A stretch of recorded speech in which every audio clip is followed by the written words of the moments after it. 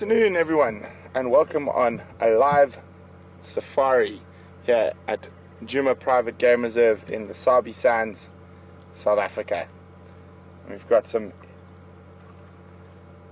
Inyala and Impala.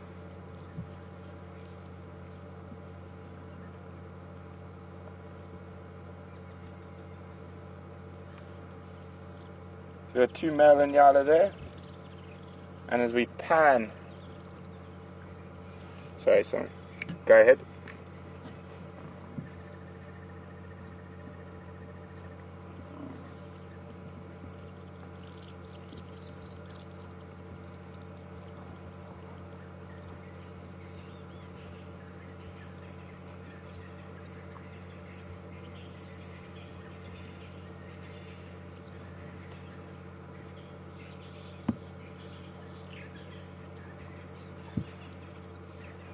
Okay, copy, thanks very much. I'm at the dam at the moment. I'll check around the edge of quarantine.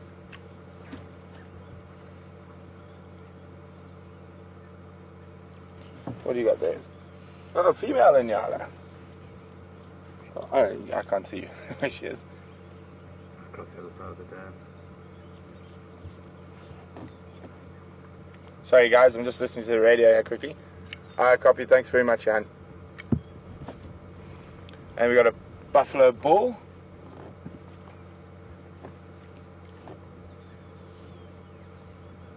And we keep coming around.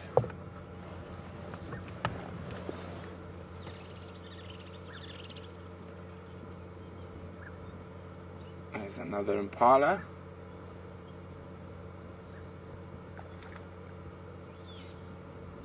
And then we have more impala and some vervet monkeys on the dam wall. Nice array of general game here to start off with.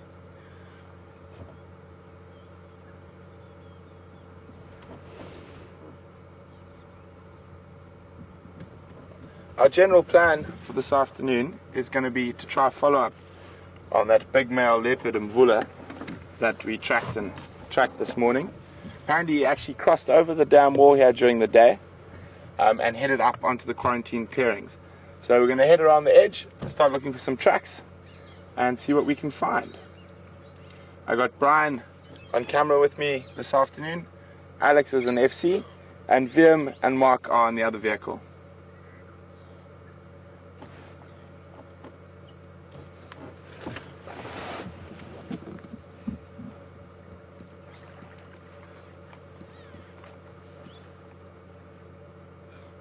Okay, let's get going.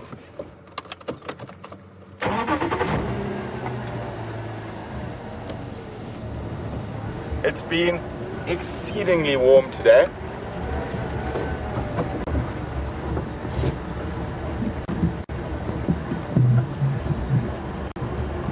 So, according to that last update I just got, Mvula crossed around here somewhere and went up into the quarantine clearings.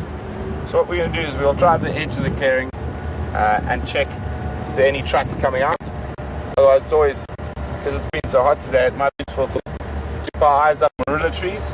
You might have climbed up a tree for a bit of cool. Okay.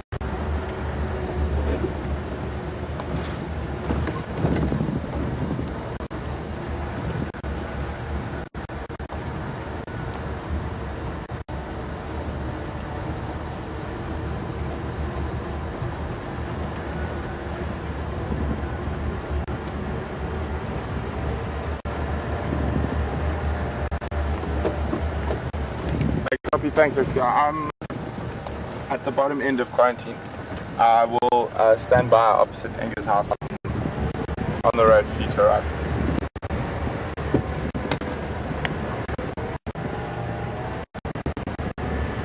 So, just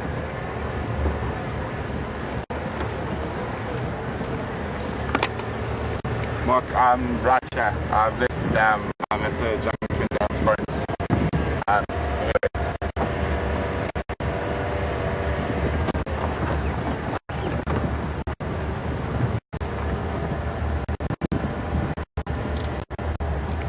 No, I didn't see any encounters there.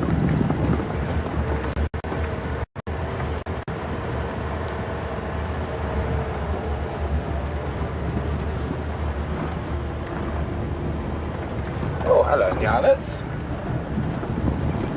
Okay, we're going to check very carefully for tracks along here, just in case. So the vehicle who was last with him this morning said he was lying up under a very shady weeping wattle to the east of this position up here. Just going to go very slowly on the road to make sure he hasn't crossed.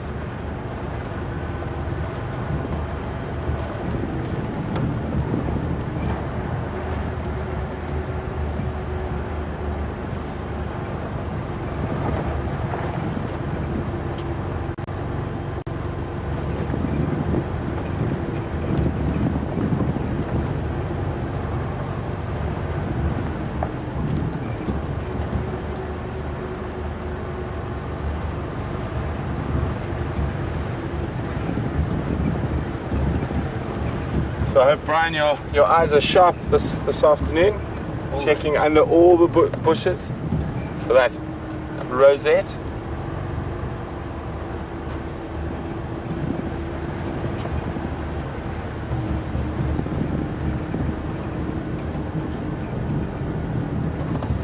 So it should be down here somewhere. I'm just looking for the tracks of the vehicle coming out. I'm looking for a weeping wattle. I affirm I did. I've got no tracks on quarantine yet. I'm still approaching the junction with Philomonster.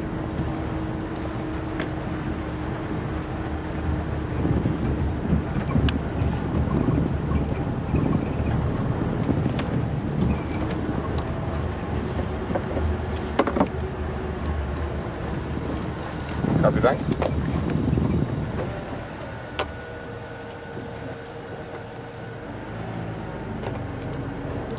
That would be very nice.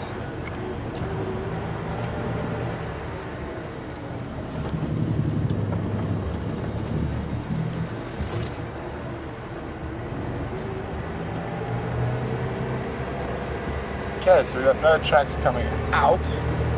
We'll turn around and go back down the road.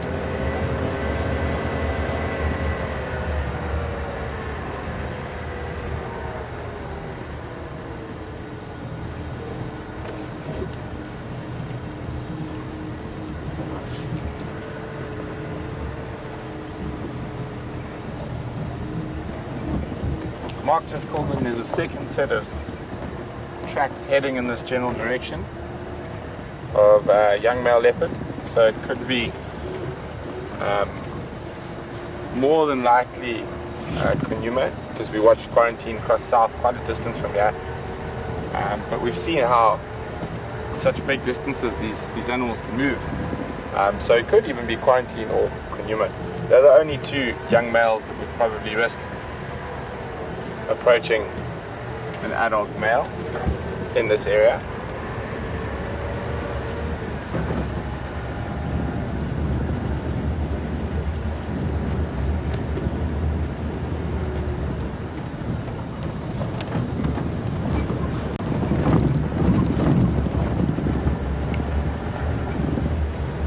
Legs coming. I've checked quarantine from Twin Dams all the way to Philomon's Dip. There's no tracks. Oh, stand by one. I just saw a track now.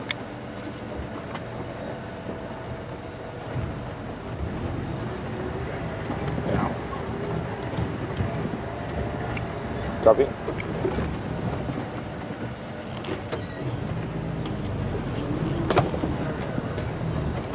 Just spotted a leopard track.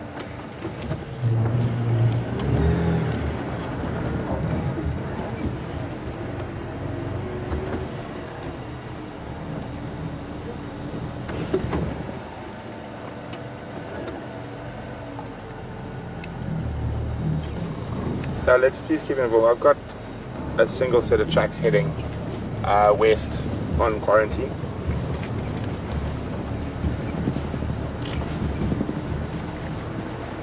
So we've got the tracks.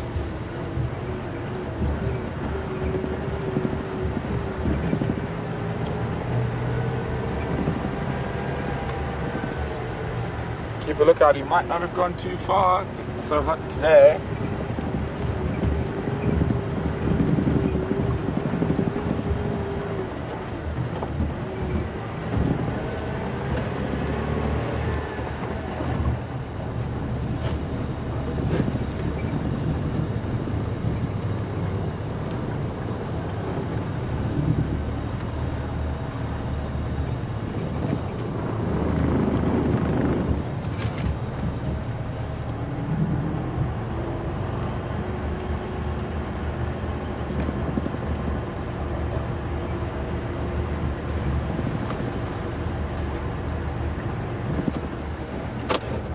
just going to check quickly and carefully at this intersection here.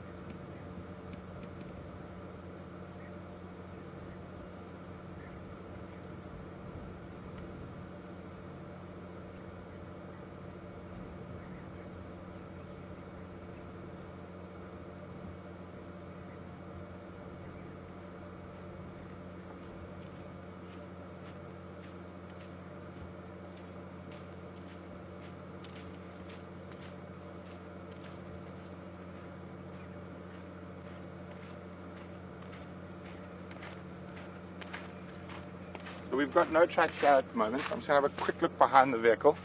And if nothing here, we're gonna move around and check on the other side down Scott's Ingwe Alley.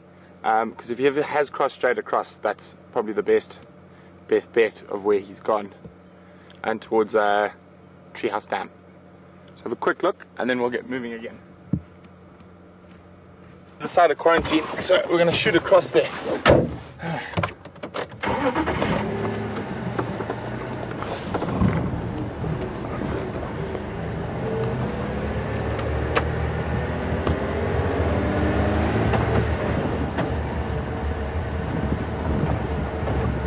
Legs coming.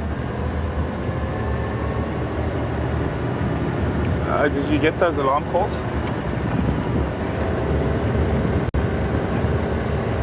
It sounded somewhere like the western edge of quarantine, towards sort of the road down to Candace's house.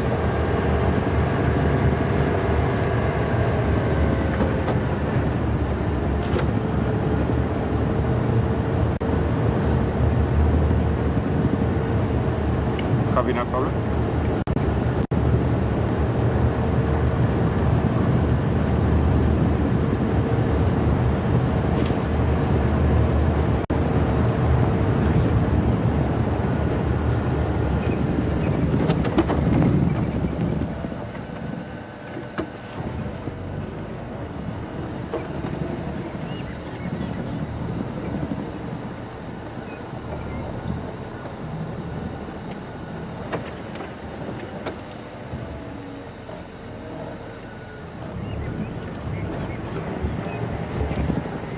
Yeah, I've got tracks going both ways. Those look very fresh. I'm just going to go up to this top point here and listen for a second, and then I'll turn around.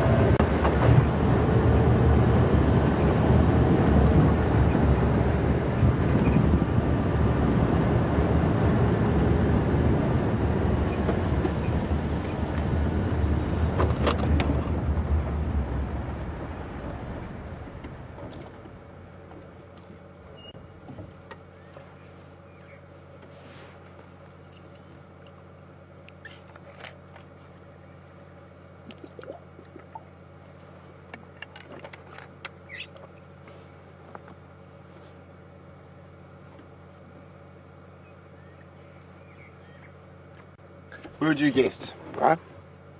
I'm not sure. Around here somewhere. Worst case scenario is down through there. Yeah, we know what it's like in there. Yeah. There's tracks going that way.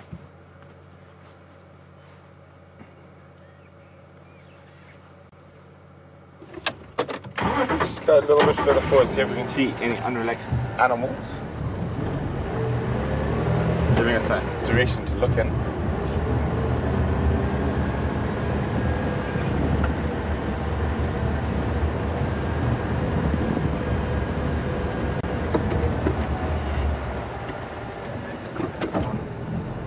Yeah.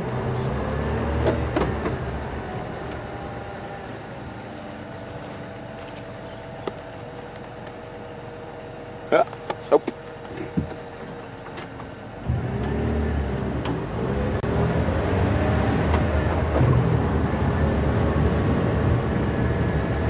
you have a single bark or more than? I heard a single bark going off about 3 times. Okay, I'll push back going near.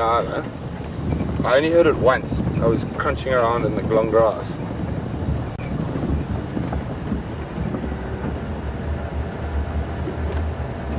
So one I heard, I would have guessed around here.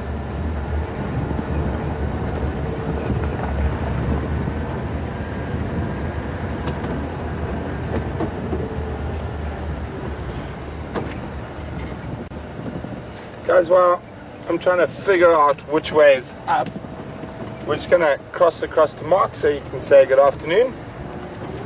So over to Mark, and hopefully when you come back we would have found the spotted cat.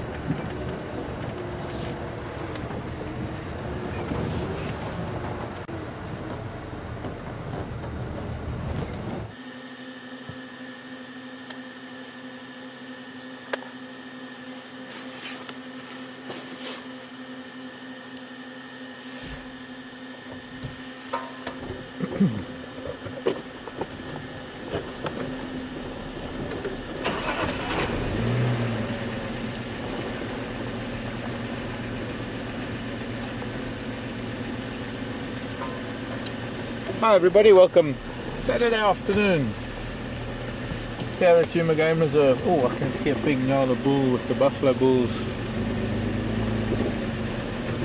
We're at Twin Dam and we're looking to see if we can find where a leopard went to. I think we're all doing that this afternoon. The Nyala bull's moving off actually.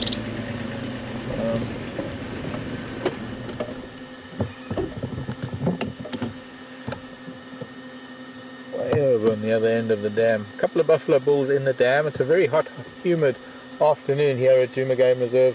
Great to be with you. My name is Mark. I'm on camera with me this afternoon. You've already met Brian and Brent, Alex in final control. And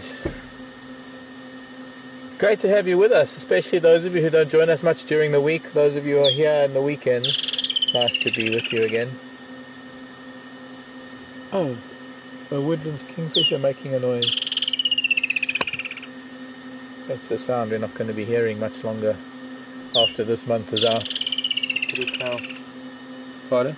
Kudu cow at 9 o'clock. A what? Kudu. Oh, kudu. Can't see that.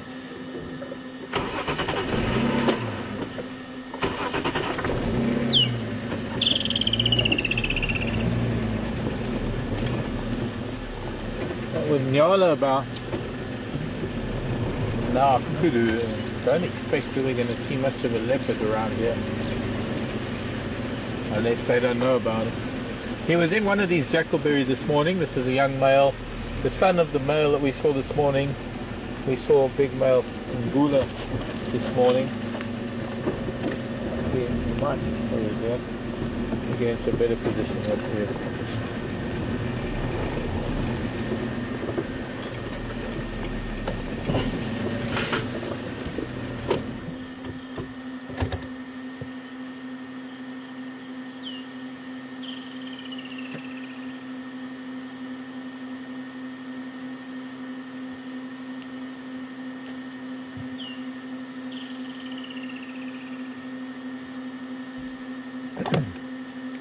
Legs come in.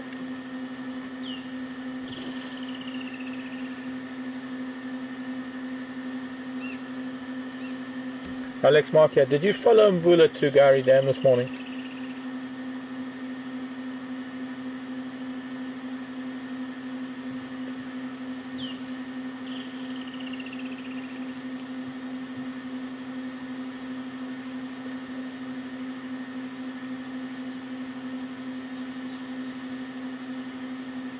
Okay, copied. So he didn't walk that the Weaver's Nest from Philemon's Dip up towards Quarantine. Okay, copied.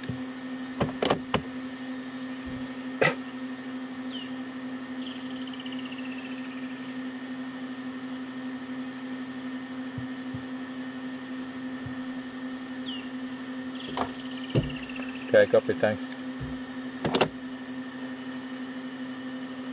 A young male with this kudu group. He's probably only about 3 years old, 2.5 to 3. It takes about 6 years for kudu bulls to get their full horn, so he's still with the natal group. Although I'd say that he is probably big enough to be joining up with the bachelor group at some point soon. We've seen younger bulls with bachelor herds.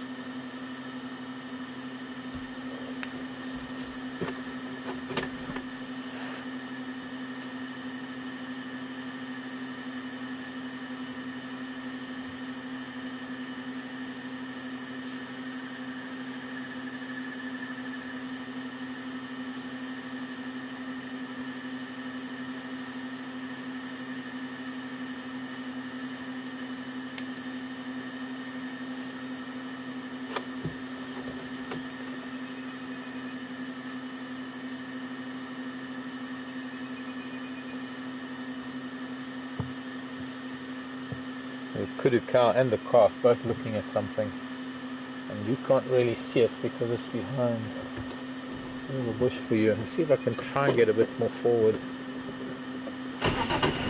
But the young quarantine male was here earlier today.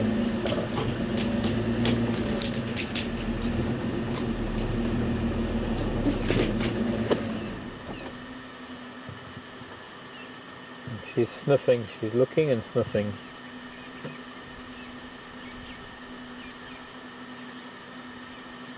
Not too concerned. But I'm going to leave them. I'm going to come down into the drainage line where they are, into that Milwaukee riverbed, and see if we can find any signs of this leopard. It'd be nice to see if he is around there.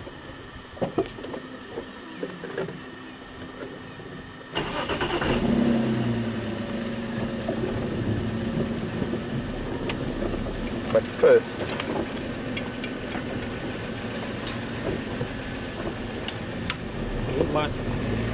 he might be lying on the sand, not far from it. Just not interested at all. Young male leopard, just over 2 years old, 2 years, 3 months, 3.5 months. Kudu's a little bit of a stretch for him. Not impossible. There is a calf there with them. It'll be interesting to see nonetheless, if he is down there still.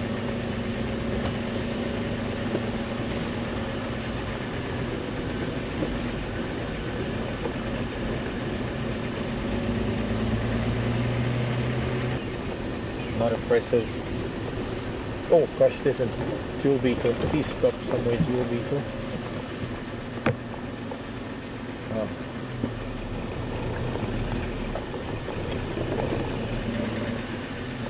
Well done, Brent.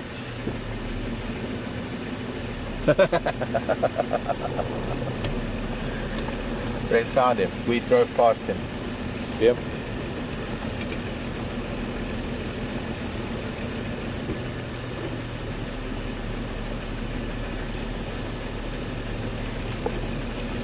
So I think the youngster we're looking for here is now sitting with Brent. Brent's found him. I don't know if any of you have noticed it, but just off Quarantine there's a place called the Bushbraai site. It's a place where occasionally they make barbecues for guests.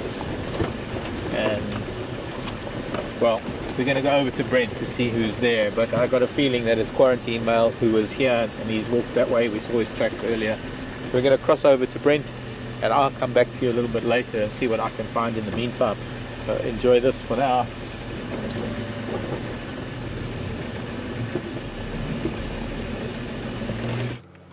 As I said, hopefully we'll be back with a spotted cat, and we are. It isn't Mvula, it looks like one of the young boys. We think it's Djuma so far. We haven't gone closer, we just wanted to show you where he was lying before we approached him. So this is where Djuma Lodge has their bush dinners. Their dinners out in the bush, and he's lying on top of the serving table. Isn't that incredible? We'll go a bit closer to him now. Let's get one more shot for Candace, the lodge manager.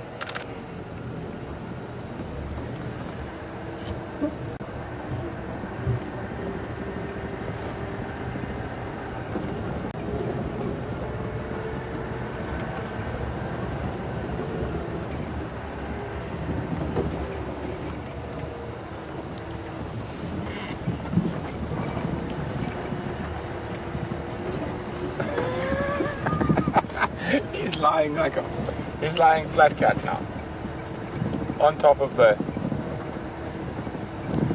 serving table.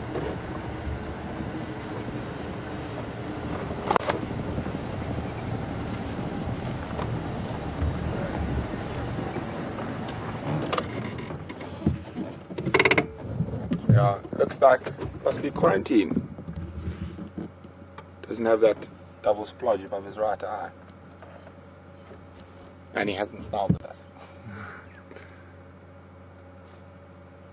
Oh, it must be. Oh, he looks incredibly comfortable. Nice flat surface.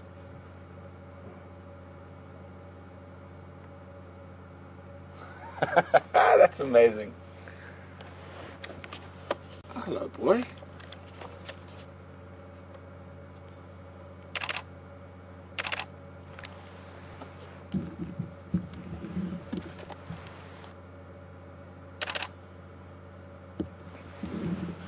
So Mvula is definitely in this area as well. Mvula, and then we found other tracks, which were his. So he's done a incredible amount of distance from when we saw him last night. Yeah.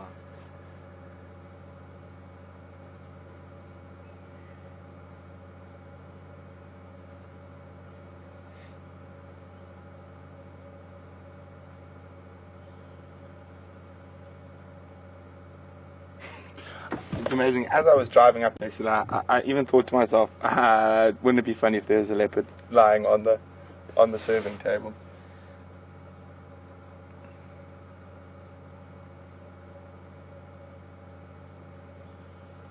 So when you're on safari, what happens here is that while you're out and drive, all the wonderful staff at the lodge would come bedeck this whole area in lanterns, start a nice big fire, and set a table out under the stars, and then it's normally a surprise, and you would sort of drive around, and then instead of driving back to the lodge for dinner, you would drive to this wonderful banquet out in the bush.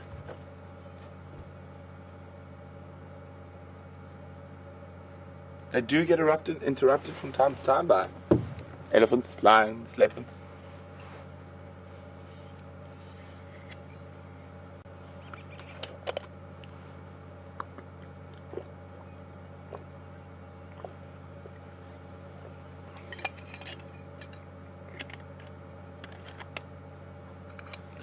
Sleepy boy.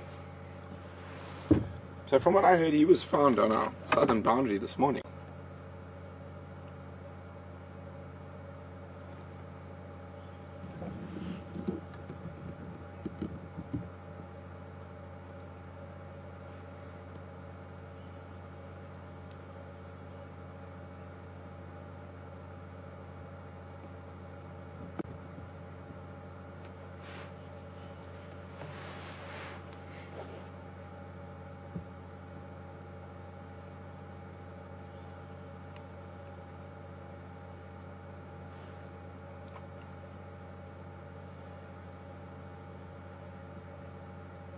And quite often when it's very hot like it is today, the reason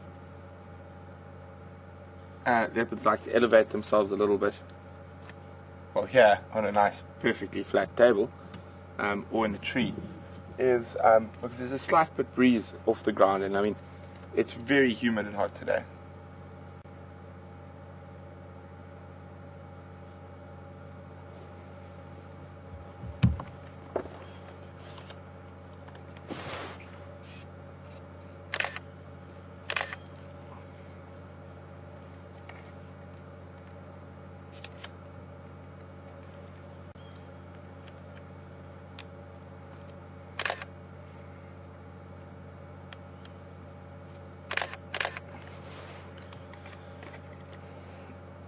At one of the other lodges I've worked at, a young male of a similar age to what he is at the moment was found at their bush banqueting or bush dinner site in the toilet, sleeping in the shade in the thatched toilet.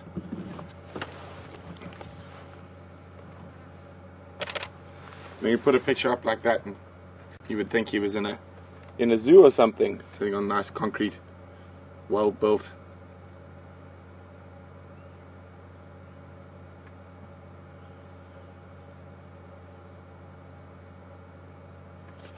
Squirrel alarm calling, but I'm not sure if it's alarm calling at him.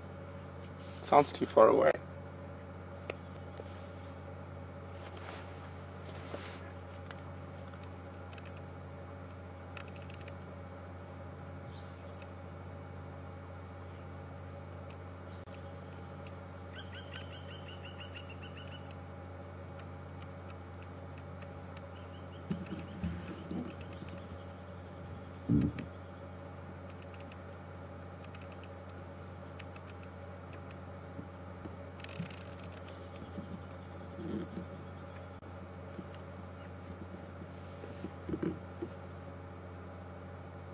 Well, he is in an ideal position in terms of a hunting point of view.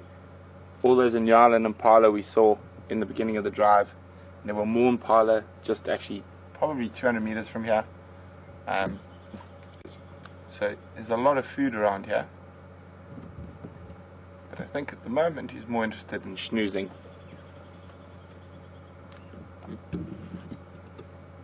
When I come straight back to him, I just got a feeling about that squirrel. We know he shouldn't move too soon, and we're not where that squirrel is within sight of where he is. So don't worry, we are going to come back here. I'm just going to go check. It's not possibly that the squirrel's alarming at another leopard. It could always be a brown snake eagle or a slender mongoose, but it just sounds a little bit too excited.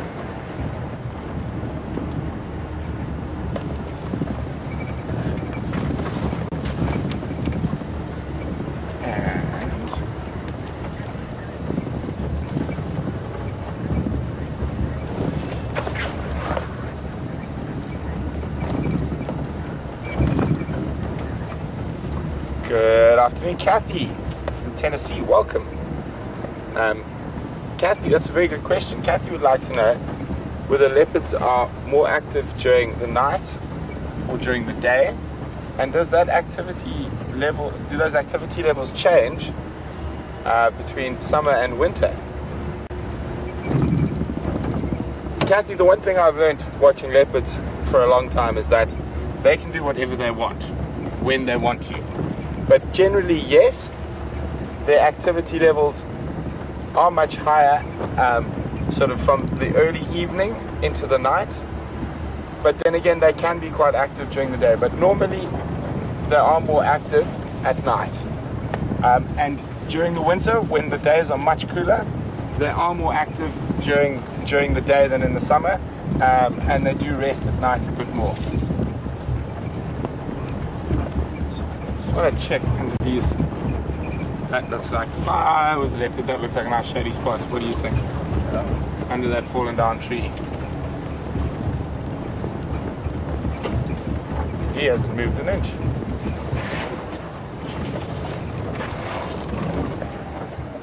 No one under these fallen down trees. I mean, it is possible the squirrel did see him from a distance and is alarming. But the fact that we know there's another leopard in this area, it's not going to hurt us to have a quick squiz around these thickets and termite mounds.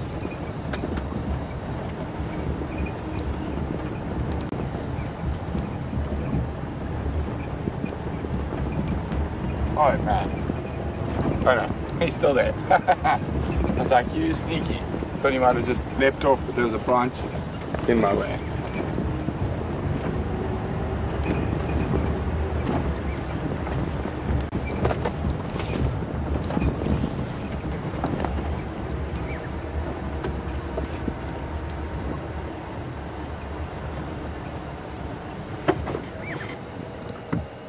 Or do you want to go a bit forward? Around to the other side of him.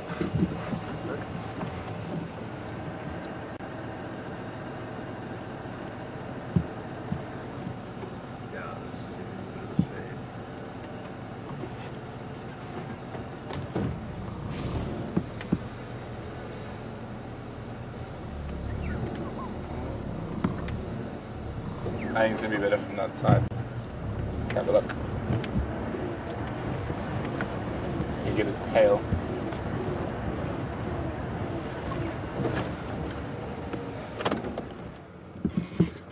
So, if you go a little bit wider, so underneath there, so the one side would be the bar generally, so there'd be cooler boxes with ice and stuff, and then all your wines and whiskey would be around from his front paw towards the end, and then on the right where his bottom is sitting would be the salads and and vegetables, and then the meat would be cooked off to the right where you see that blue mosaic there. There'd be fire there, and that's where they'd be cooking the meat. But it looks like it's dinner for leopard for dinner tonight. Oh, he's watching for a grey lurry or grey go-away bird.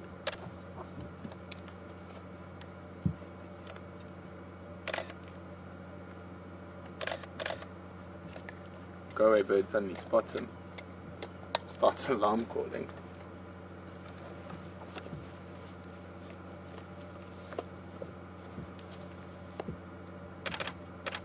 Oh, look at that wonderful light in his eyes.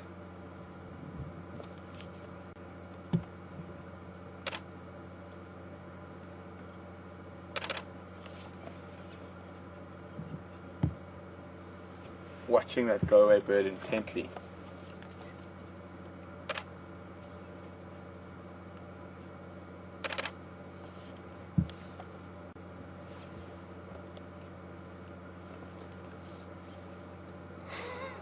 Ooh, he's turning his head as he watches it.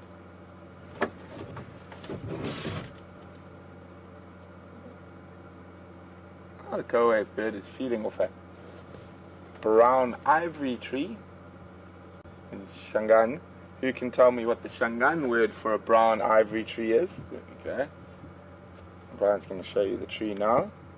And what animals do we see that are named after this tree? Send your answers to questions@WildEarthTV or just use the hashtag SafariLive on Twitter.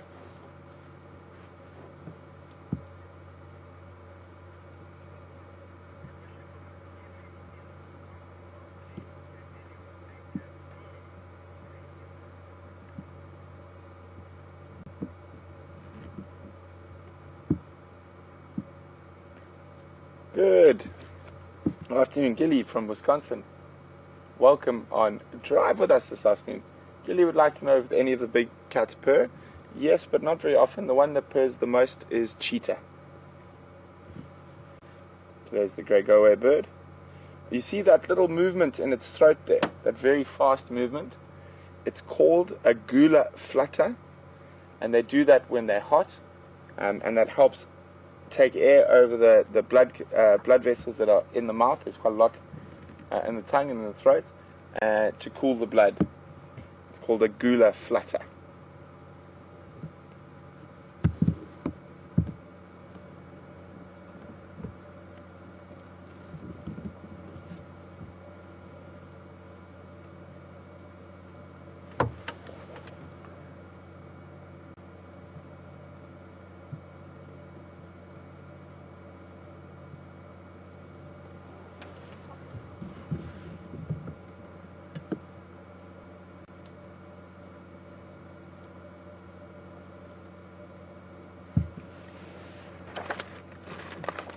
some other things about that brown ivory tree. There's quite a potent alcoholic brew made from it in Zambia.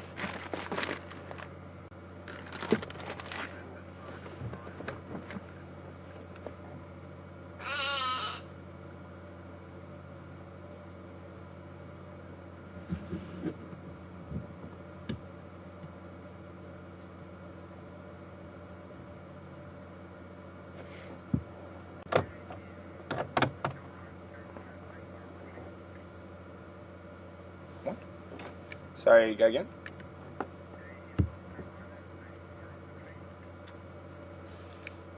Copy. Kay in Northern Carolina is saying marula tree. Yes, there is a marula tree to the right. We're talking about the brown ivory tree, which is to the left of the marula. Sorry, guys, I think you misunderstood my question. Brian, can you... Oh, look at that. This tree, this little tree here that the birds are in, is called a brown ivory tree. I'd like to know what the Shangaan name for it is, and which animals that we see quite regularly here on Djuma are named, share the same name as this tree. And what is that? It's a Shangaan name. And send your answers into questions at WildEarthTV. Or just use the hashtag Safari Live on Twitter. Oh.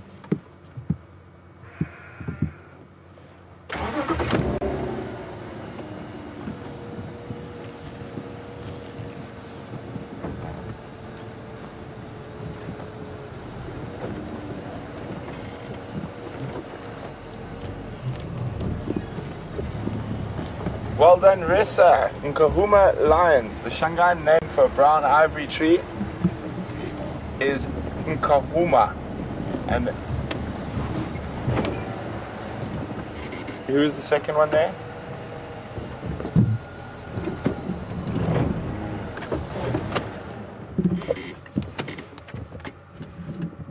Windland also got it right. Well done.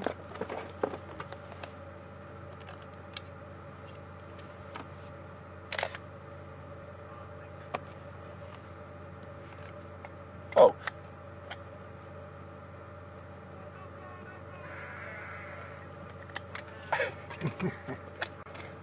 And that's all Alex's fault for asking us to move to the pretty side of the bar. No, I'm joking.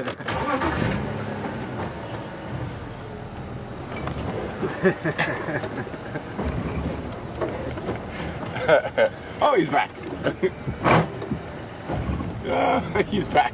He just, I think he got hot in that spot.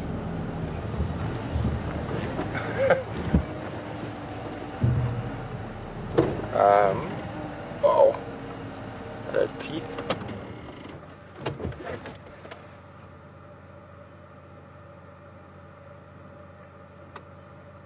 Maybe we should go around to the other side so we can see his face.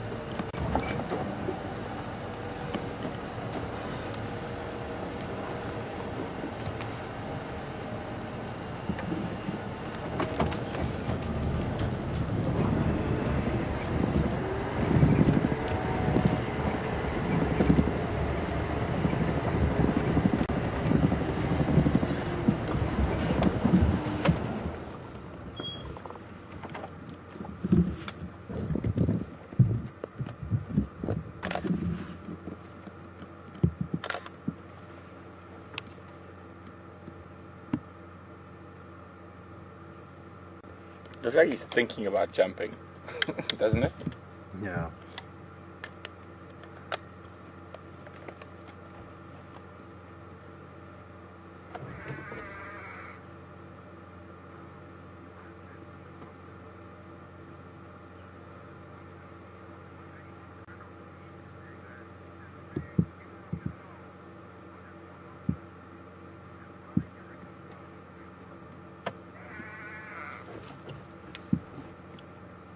He's going inside the the cupboards and stuff underneath the back of the bar there. Let me just try to go forward a little bit. He's come out now. He's popping his head in, having a look everywhere. Afternoon, Tony. Welcome on Drive. Tony's got a question for us. He's wondering what type of meat do we eat and do we kill it ourselves? Well, not normally. Not unless we're really, really hungry do we kill the meat ourselves. We're quite fortunate. We're looked after quite well here. And once a week there's a delivery from the closest town. So generally we eat lamb, beef, and pork, and chicken. Like most people. So there we go. I hope that answers your question.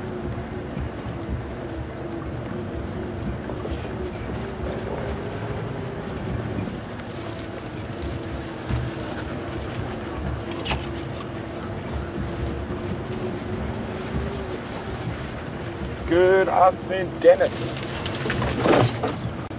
from Spain. Dennis would like to know if you've ever seen an adult ostrich being hunted by a predator. Yes, Dennis, I've seen lion and cheetah take adult ostriches, and I've seen a leopard with an ostrich kill, but I didn't actually see it hunted. Oh, lovely backlight.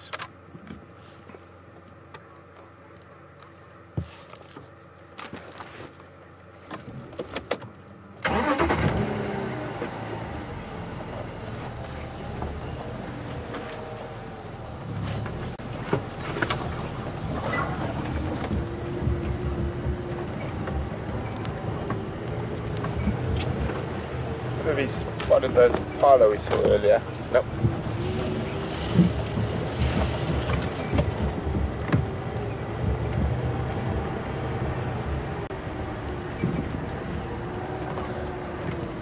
Good afternoon, Terry from New York. Terry would like to know if there's an African term for the word cheeky. So I think he might climb this termite mound. I just want to get up ahead in case he does.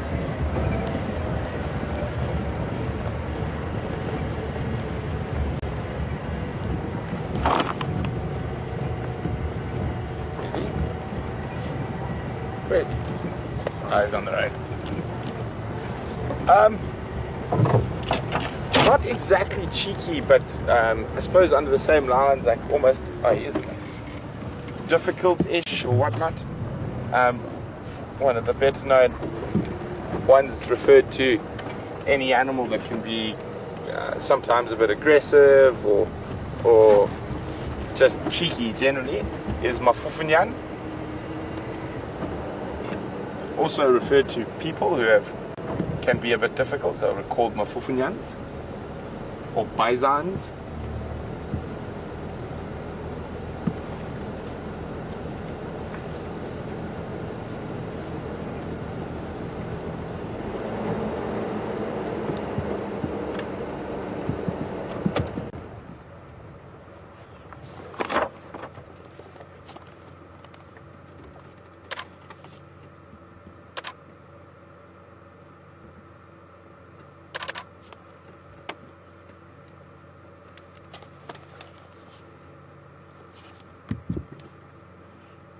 It looks like he's not sure which way he wants to go at the moment.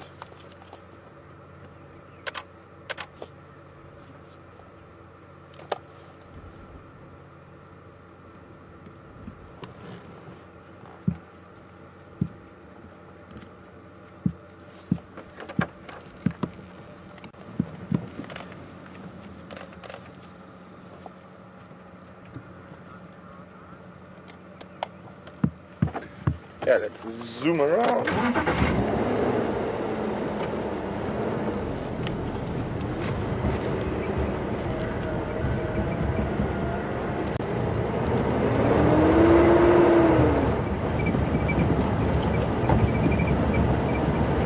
But we don't hit a hole.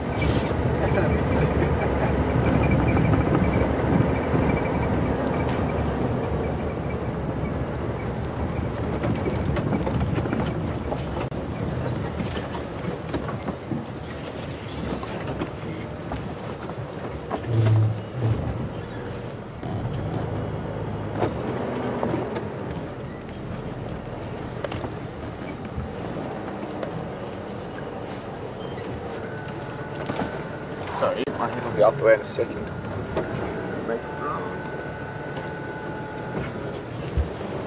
So I don't know if you... Oh, there we go.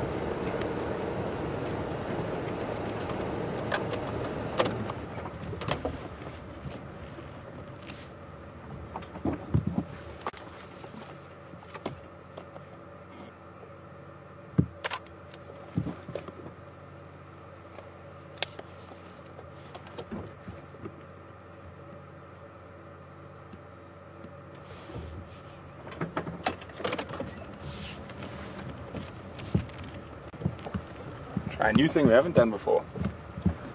Reversing in freewheel. Unless he goes that way.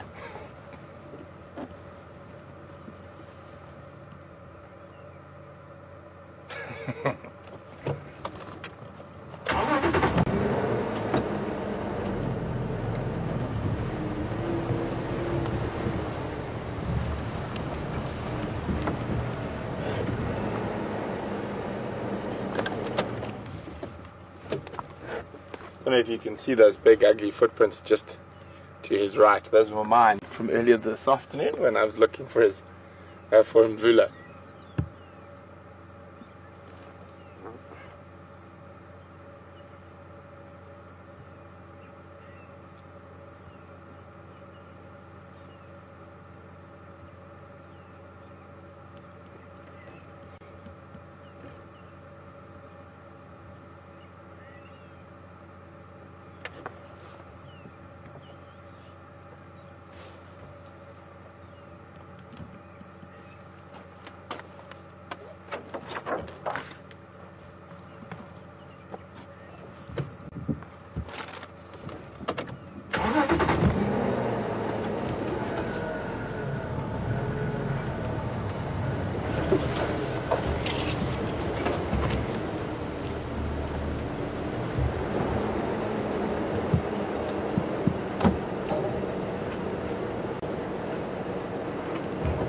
Good afternoon, Debbie from New Jersey.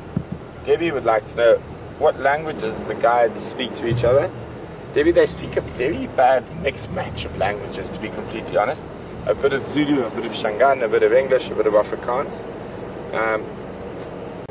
I can speak a little bit of Zulu, and she also like to know what language I can speak.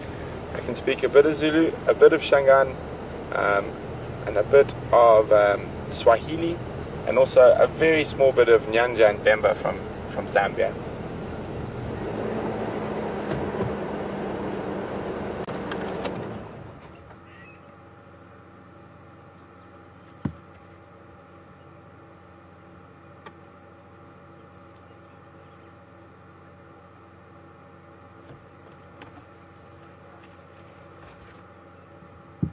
I love that little flick of the tail.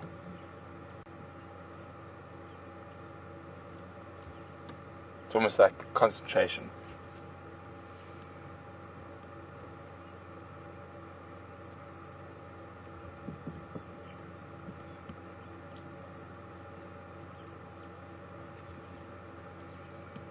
He's seen something, I think.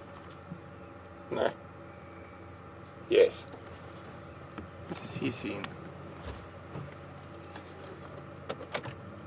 No, he's not walking like he's stalking. That's a very strange little movement. He sort of went into stalking mode and then out of it very quickly.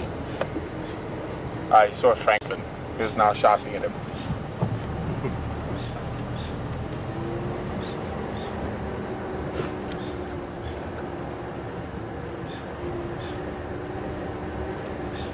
Oh dear.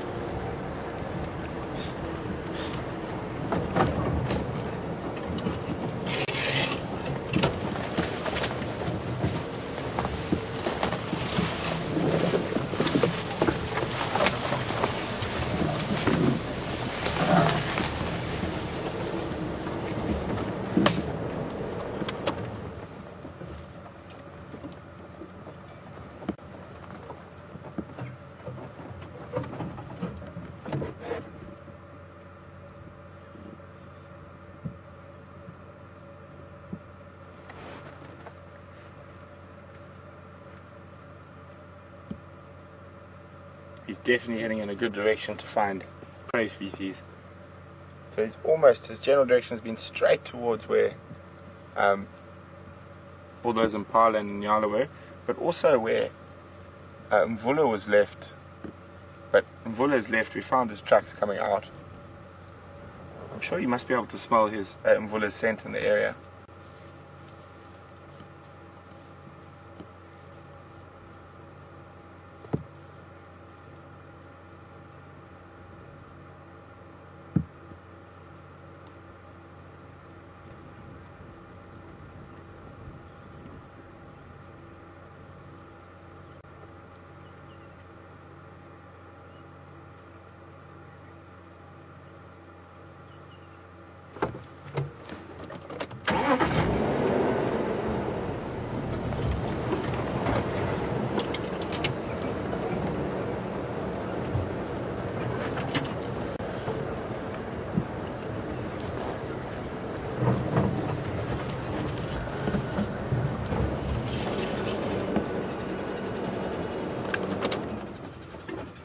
Hi guys, for those of you just joining us, we've got the quarantine male leopard here with us. He is Karula's son, and possibly Mvula's, the Mvula male leopard's offspring. Definitely Karula, we know that for sure. But with male leopards you can never be 100% unless you take genetic samples, blood samples from each of the individuals, because female leopards will mate with multiple males that they might come into contact with in their territory and actually leave their territory to mate with males, and this is to convince all the male leopards in the area that they are the fathers of that, and it's one of a female leopard's ways of ensuring that she has a less chance of her cubs being killed by another male leopard. And quite often the males will tolerate, the adult males will tolerate the young males to a certain point. Quarantine and his brother Djuma are starting to get to the edge of the time when the Mvula will tolerate them in his territory. Normally, as I said, animals don't read the books, only we do, so they can do whatever they want. But normally, from about this age, he'll start getting more aggressive towards them, to the point he'll actually push them out of the area completely.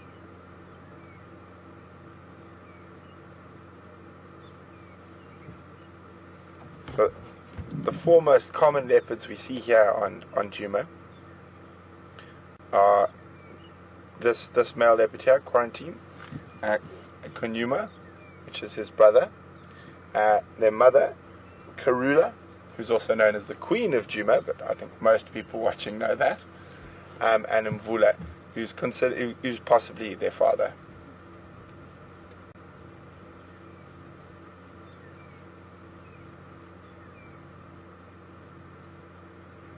And so far, those are the only 4 leopards I've seen since I've been here.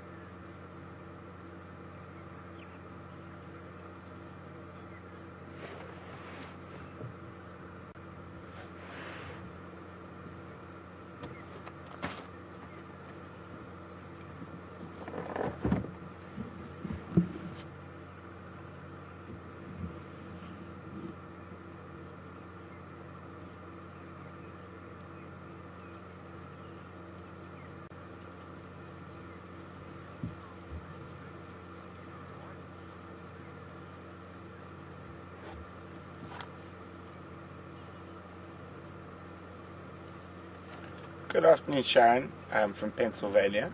Sharon would like to know the white spots on the back of his ears. Are those to radiate heat or for camouflage? Well, in males they don't serve as much of a purpose. In females they are part of the following mechanism for her cubs to follow. Specifically those and the tail.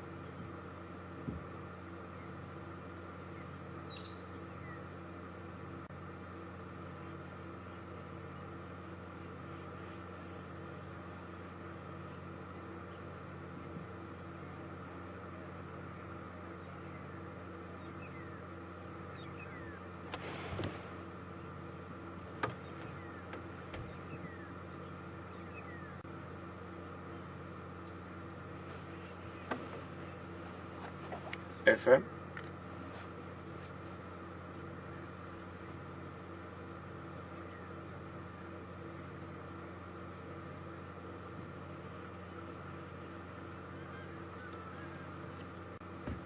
Good evening, Jan from Philly.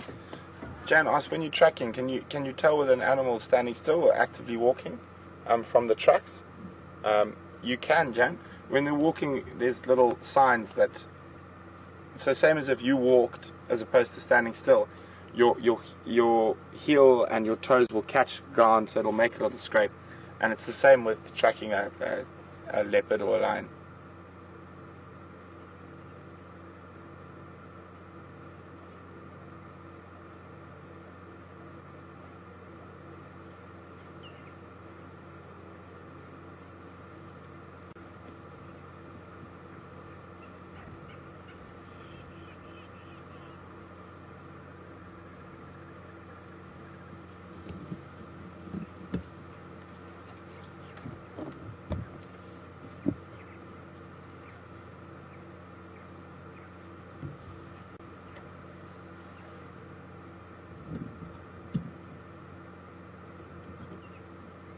Well, he's just changed into stalking mode.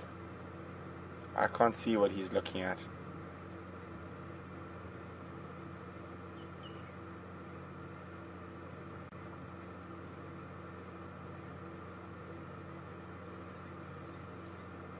Tail's movements suddenly now are far more considered.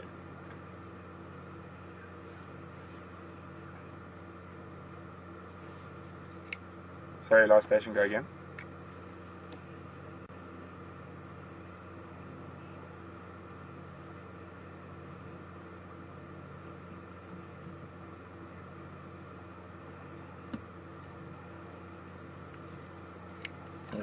We had Mvula this morning, last track swim, head in the block, heading south towards the drainage line that runs from Philemon's Tip. At the moment we have quarantine just to the east of Inga's Kaya, and then just Dagga Boys. My timbers were located Torchwood, I think it was at first rock or second rock, and Kahumas were located inside Buffalo's Hook near Kudu Pan, I think. I can't remember the name of the pan, and I think there were Styx lionesses were also in Torchwood and the Torchwood Pride.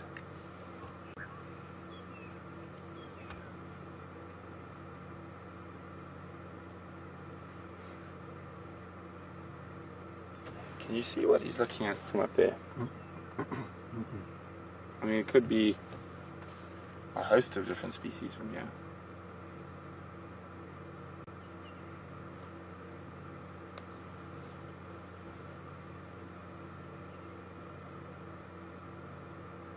See how that movement is just so smooth. And so different from when he was just walking.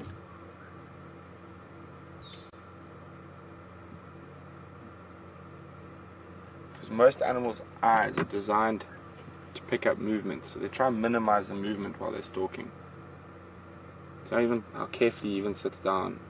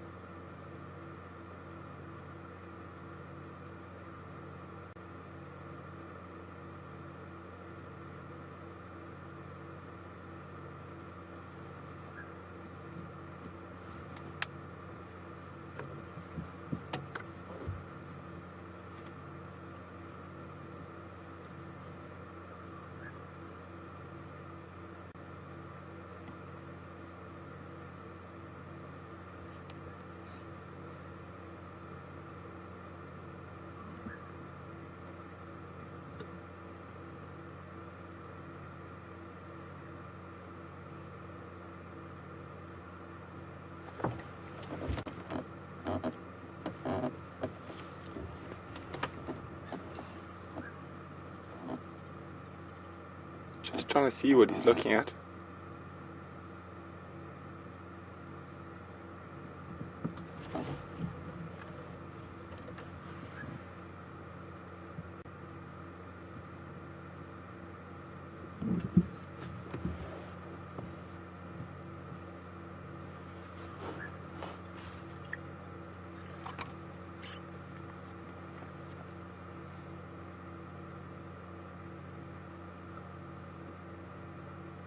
It doesn't look too serious if he's licking himself.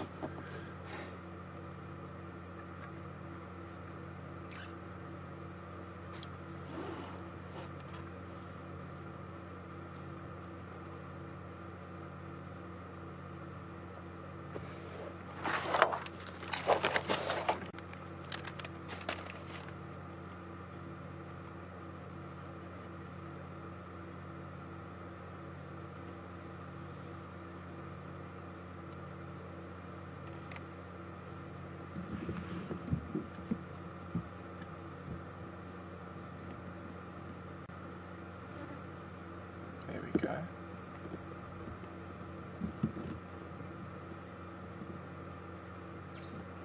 Such slow, considered movements.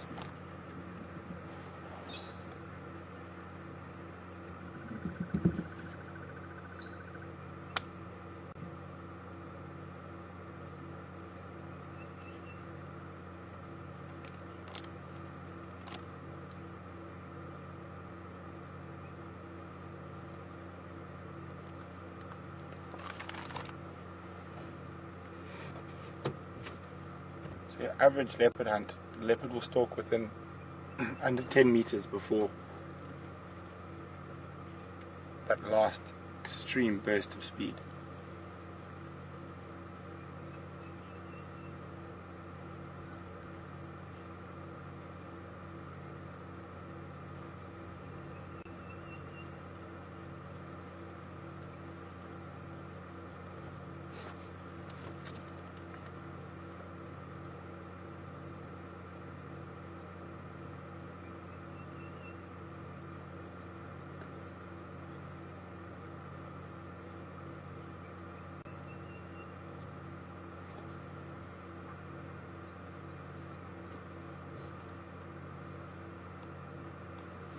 I've seen leopard wait 3 hours on a termite mound for the impala to sort of feed slowly towards them.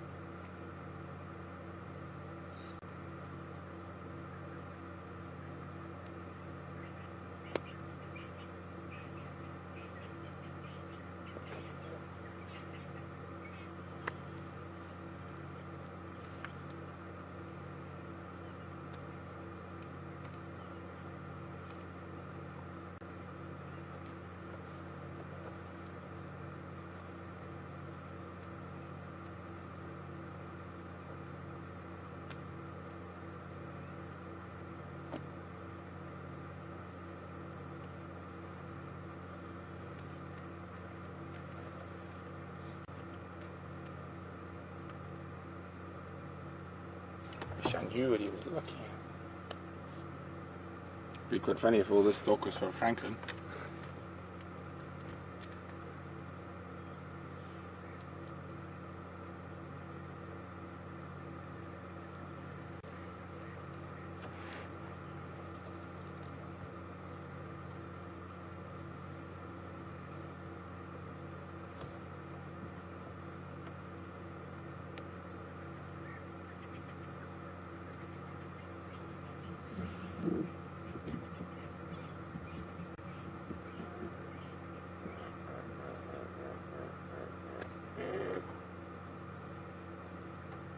There's the hippo in the background.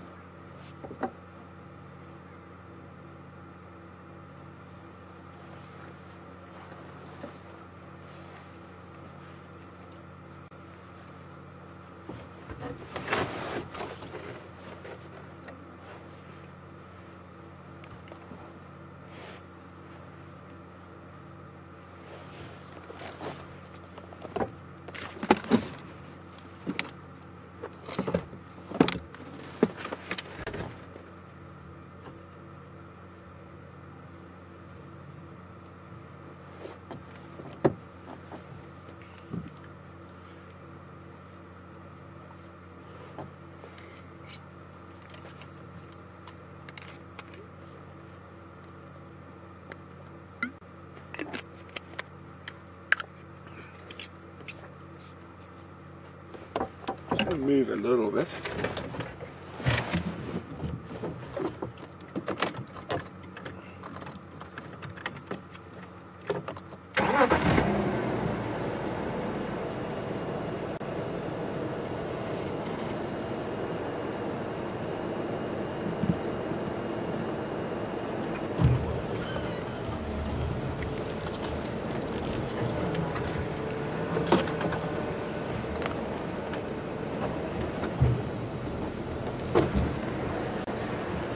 Try to see what he's seeing.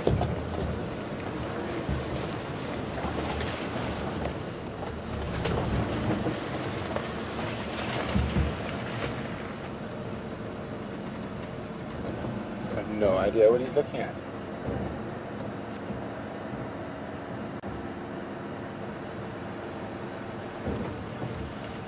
No, we can't go. I don't want to go any forward yet because these trees make a lot of noise. We go back.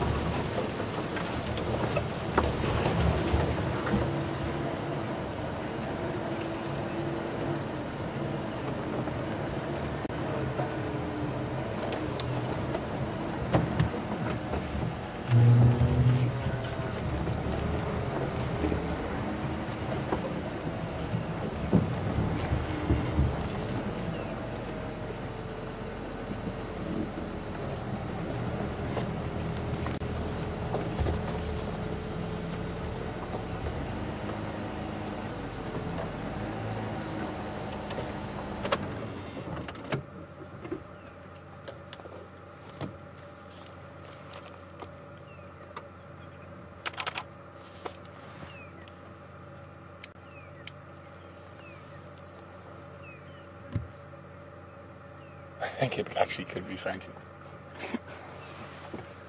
Just where he's looking.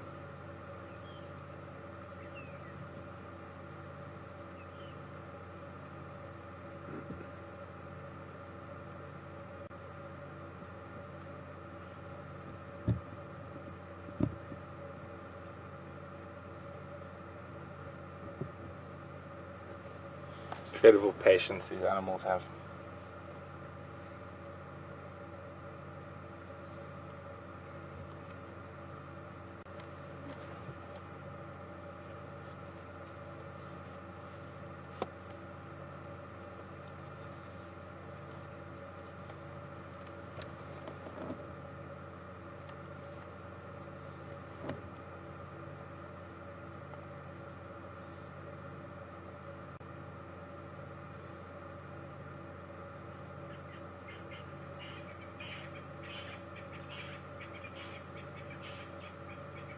He's not 100% serious. His ears aren't completely flat yet. Still has the odd lick.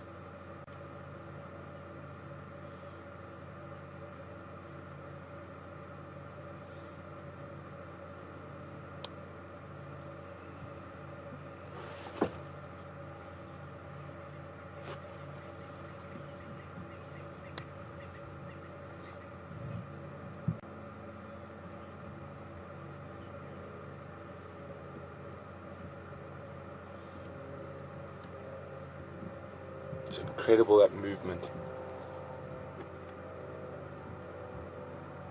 Really hope not all this effort's not for a Franklin.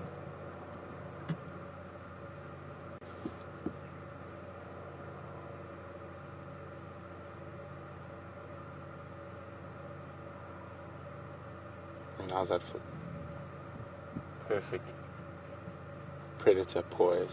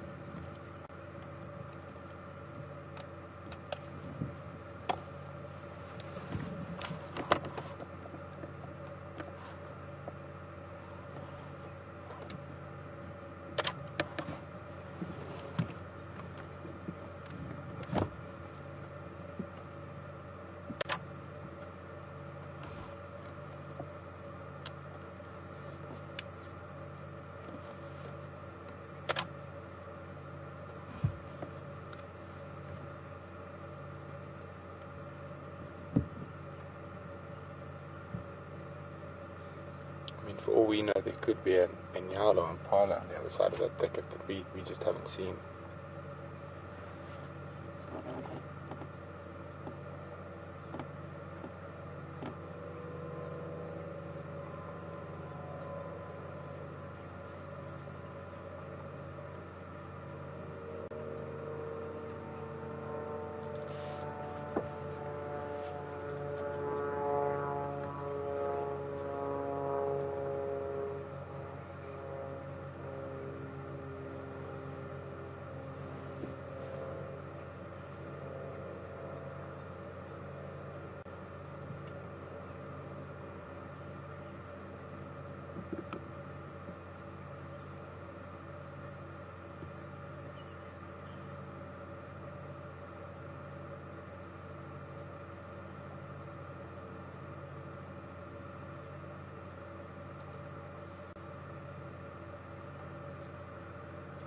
Whatever he's looking at is just to the right.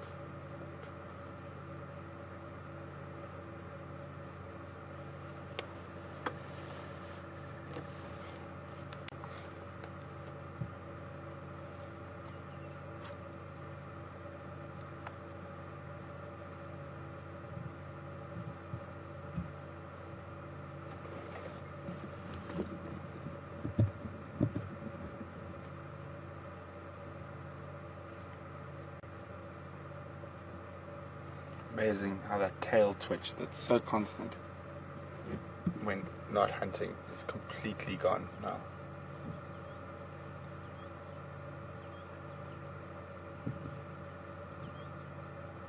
Yeah, oxpecker is close by.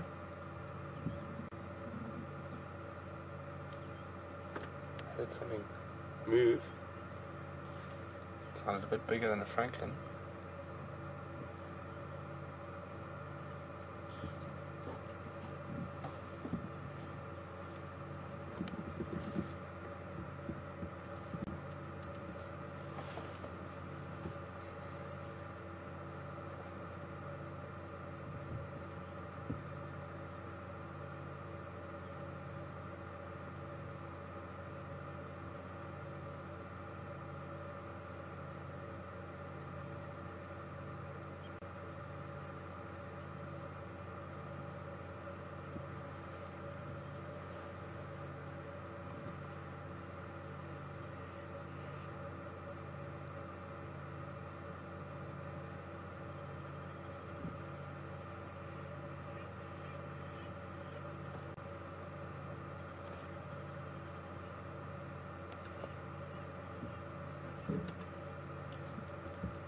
Whatever it is, it must be getting quite close now, just judging from his body language.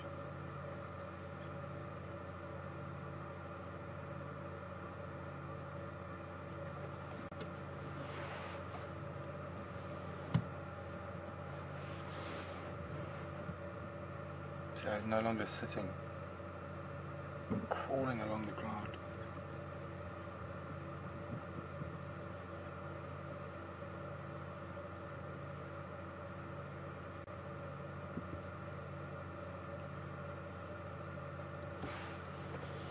Can't see what it is, guys.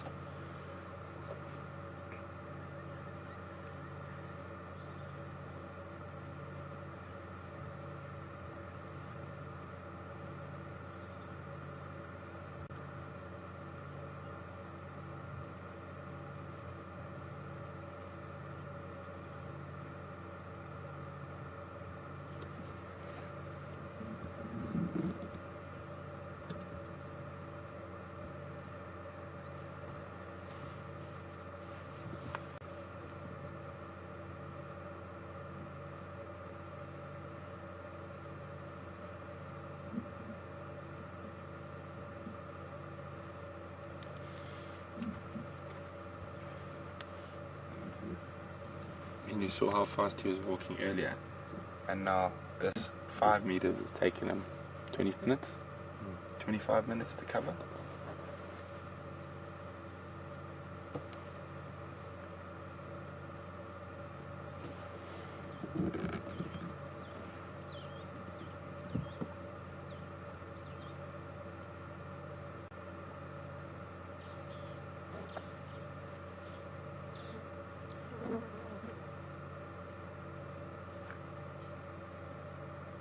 Look how those muscles are tensed. Just latent energy waiting to be unleashed.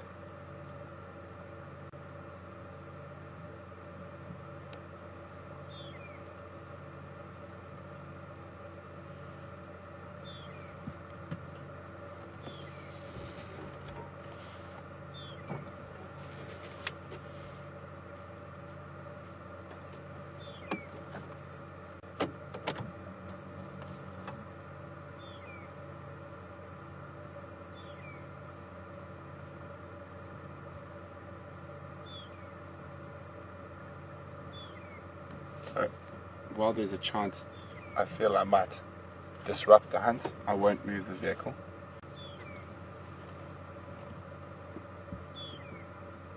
I can definitely hear something feeding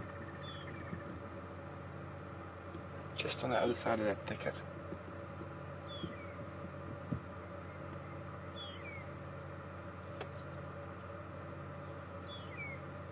Once he's behind that thicket, we can move the vehicle a bit, because then we're not going to draw attention to him.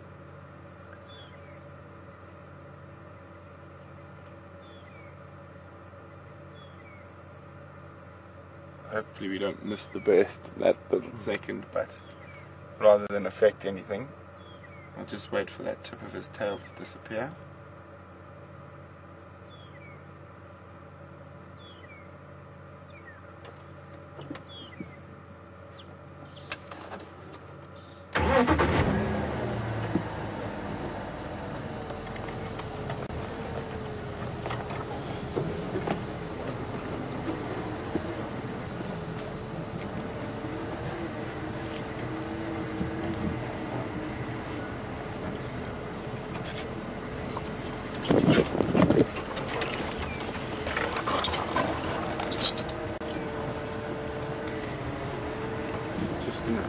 We're going to lose sight of where he is, but we're going to maybe be able to get sight of what he's seeing or where he's going. Oh my goodness, guys. I don't know if it's the only one, but there's probably about 9 meters between him and that kudu.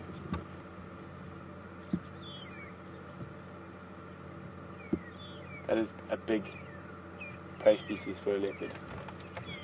Very unlikely you'd ever be able to hoist.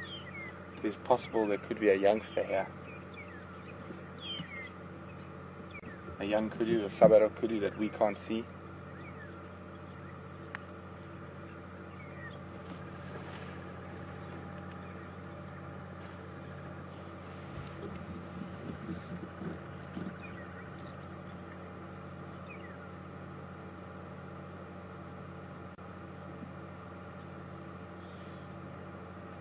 You know, our kudus have those ears that are constantly moving because they spend a lot of time in thickets like this.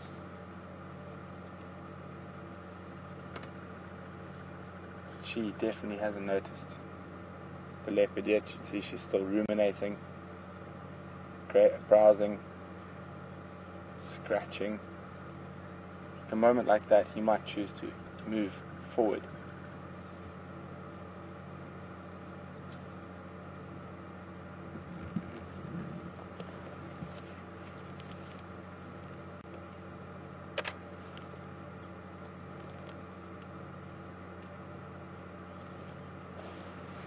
Trying to see if I can spot him through the bush. I can't.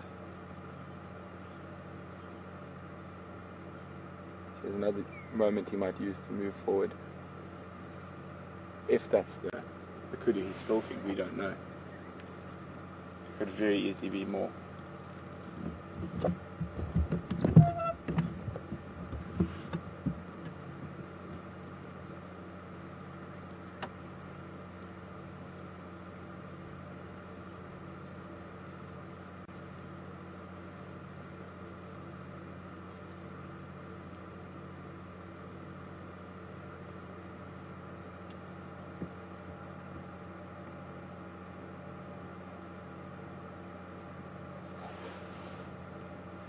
didn't get a rosette through that thicket.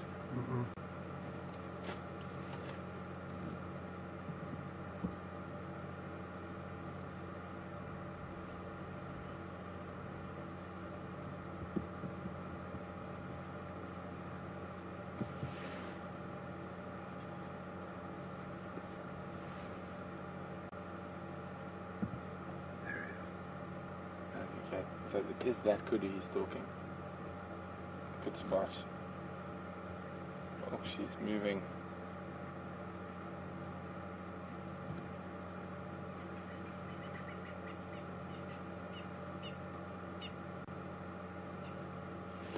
Thing is, she can move quite quickly without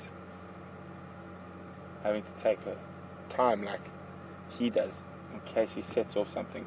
Now that she's put a bit of distance, he even still carefully checks if there's not another kudu around. Still just see her. That's quite a big ask, Mr. Quarantine. That's a big animal for you.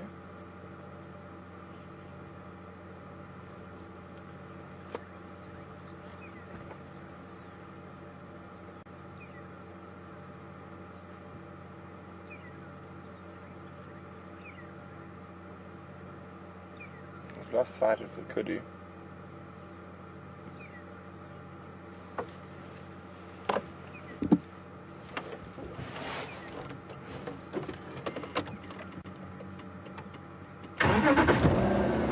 From our point of view, it's the way they've moved makes us following a lot easier. We're in a position now where we're not going to affect either, because we can sort of sneak along parallel to them.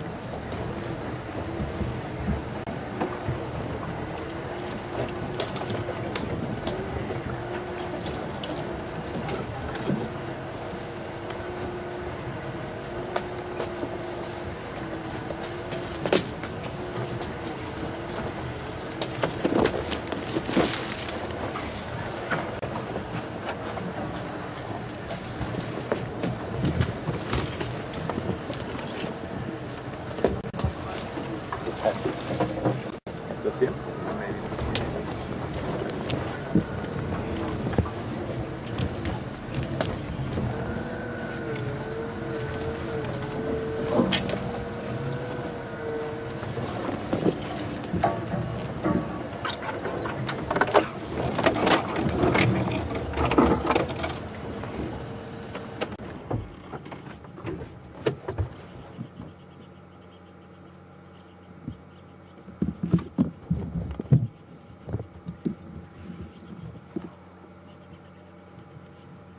Where is the last spot you saw? Where that sort of tallish acacia with no leaves is? Yeah, towards that one. Okay.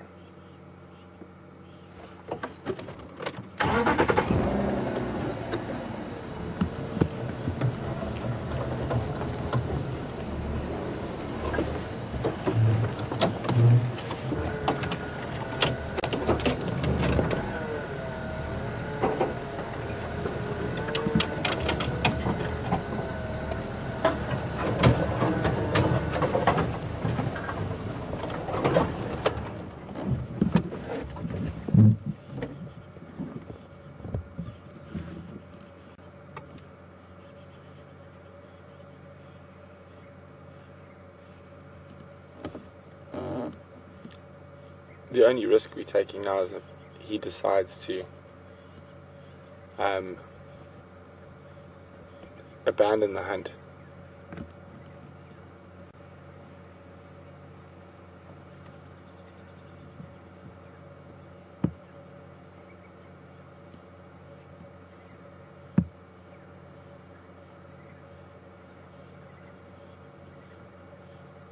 There's squirrels going mad, but they're definitely not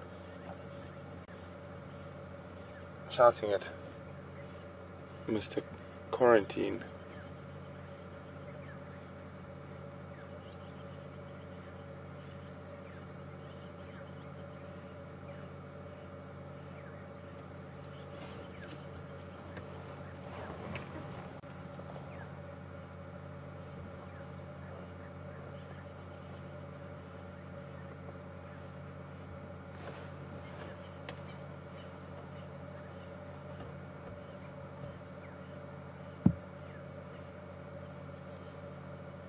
Okay, I've got him. You see this thick, the buffalo thorn directly in front of us, the tallest sort of out of those short trees. Yeah. Directly behind that. Just picked up a little bit of movement from him.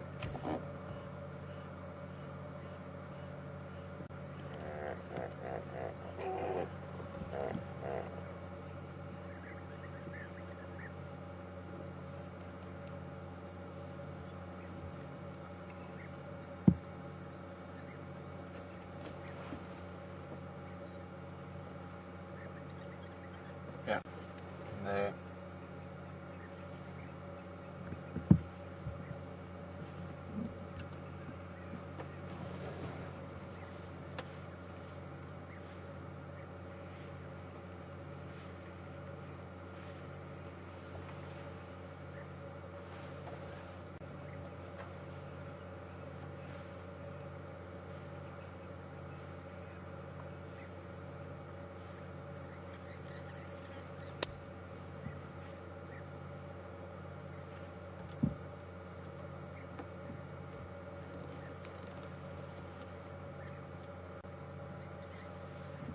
So I had a brief visual of him still following the kudu. Can you still see the kudu? Nope. Okay, yeah.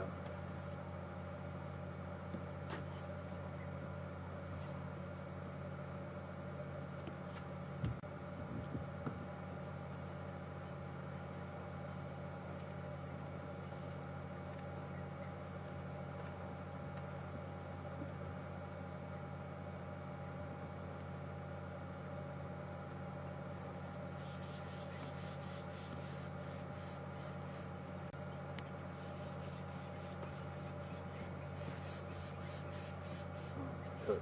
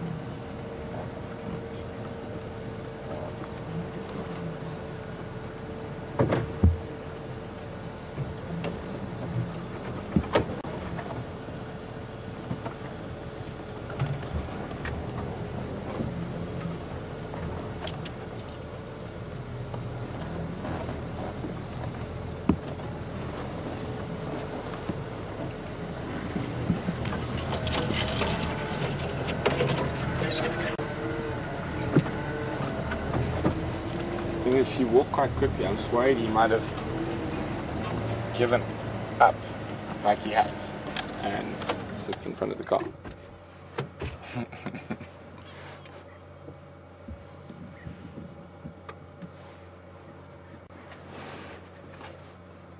So he changed direction and gave up on that kudu. The kudu was moving quite quickly through the bush. Quite often leopards will do that. They won't follow through with all stalks.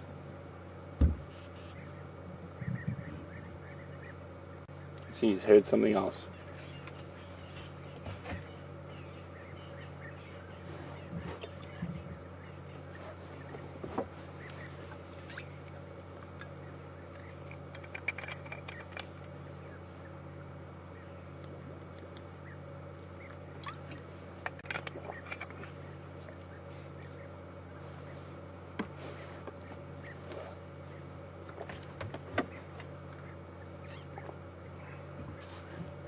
Yeah, stalking the opposite direction now.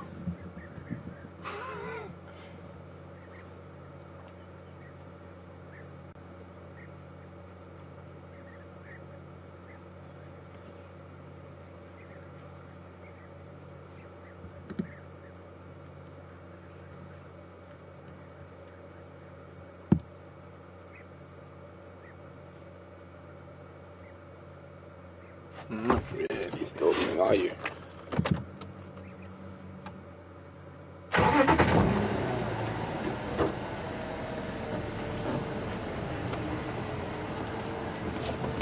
Yeah.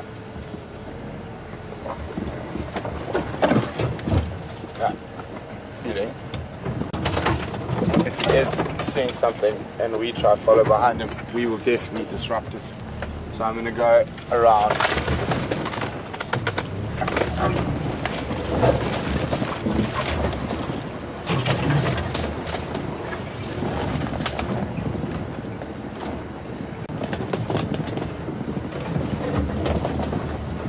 That's definitely far more your speed, my friend. There's an Inyala. Oh, you got him? He's very, very close to the Inyala. So you just see the white to the right of the screen's Inyala. And coming into shot now, there's the Inyala, and just might go straight over the termite mound. This is, oh, he heard that little jump. Inyala.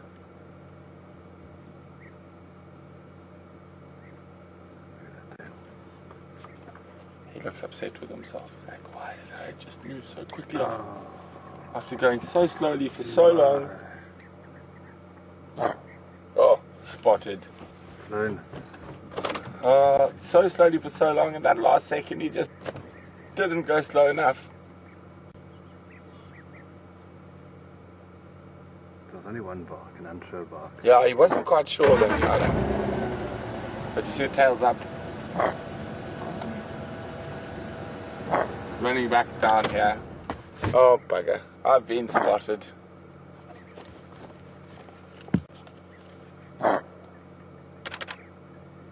I really thought he was going to get that one. He was just going to jump over the termite mound onto his back.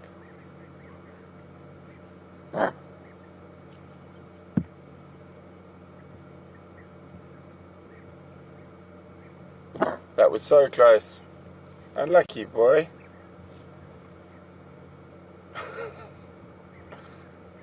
just that little hop, and then Yala heard it. Got too excited, blew it. Yeah. Too excited for the game.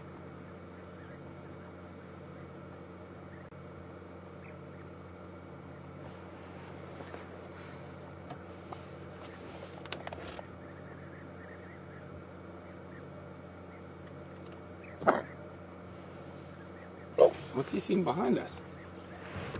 It's just a stalking cat today. Oh, the kudu's moved back this way.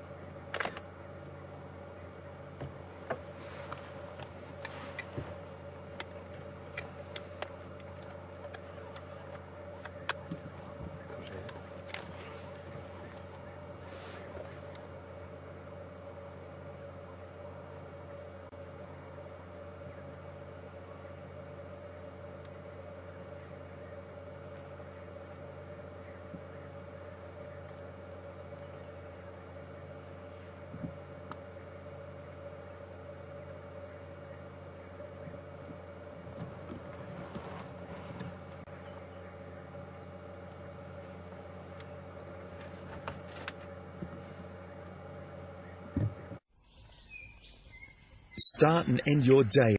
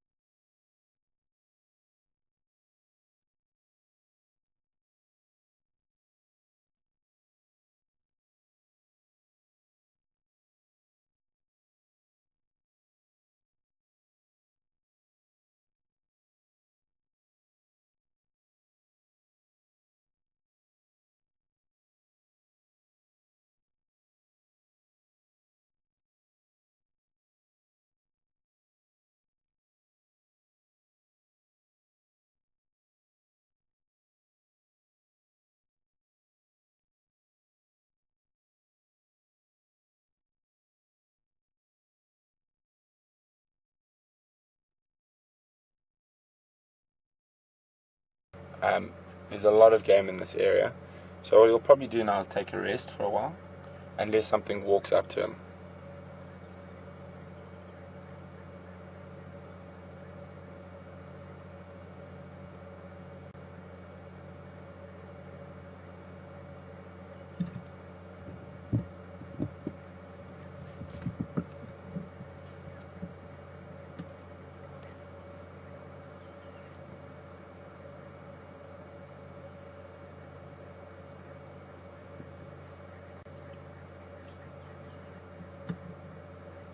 So now if you guys have any questions about what was going on during the stalk, now's a good time to chat about it, and send them into questions at WildEarthTV, or just use the hashtag SafariLive on Twitter.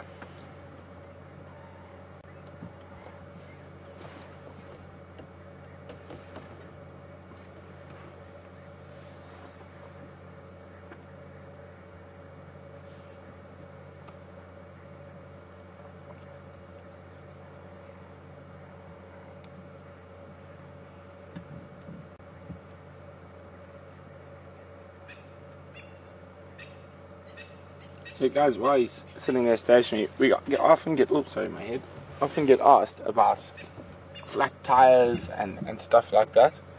And they say you got to be careful where you drive and what you drive over. So, right, if you can show, actually that one's just as good. Sickle. No, this is a zebra wood. So this very innocuous looking little bush over here is called a zebra wood. It is one of the densest woods we get in this area, and also quite commonly known by anyone who has to fix tires often as a flat tire tree. So it doesn't have thorns per se, but it's got spines, and because the wood is so dense, it goes through the tires. So you've got to be very careful when you're driving around them. That's a nasty one, and I don't see any sickles. The other nasty one, which is also looks very innocent, if you come off to the left, see that one of the little very pale leaves, sort of very pale green leaves in between or to the left of, yeah, you got it. That is also another flat tire tree, and that's a baby leadwood, another one of the very dense wood species we get here.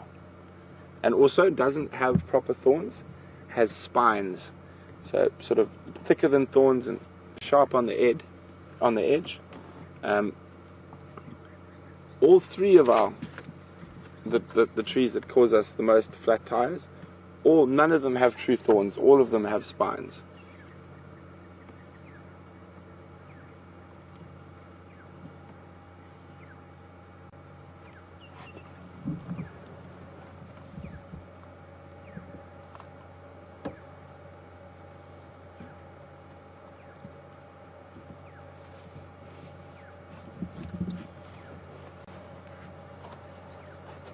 It's amazing, behind us, since that, we can still just see the kudu, but since that Inyala barked, she has not moved, her ears are out, she's on full alert.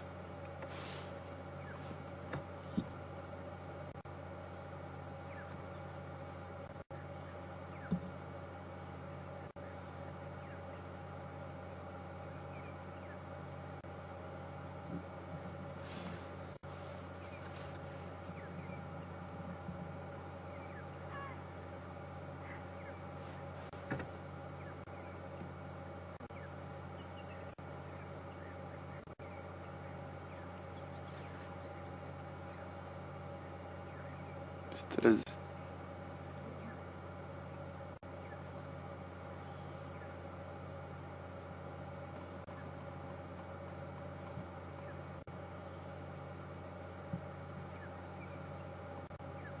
good evening, Sharon from Tennessee. Sharon would like to know, well, we've watched Quarantine Stalk for 40 minutes, 45 minutes, and he didn't get anything. She'd like to know whether there is fun in it for him. Does he enjoy the stalk without actually catching anything? I don't think so, Sharon, to be honest. I think that's a domestic animals thing. I think like when we saw Djuma a few days ago, stalk the buffalo. That's for fun. But I think when they're stalking for food, they're stalking for food, and if they miss, I don't think they enjoy them at all.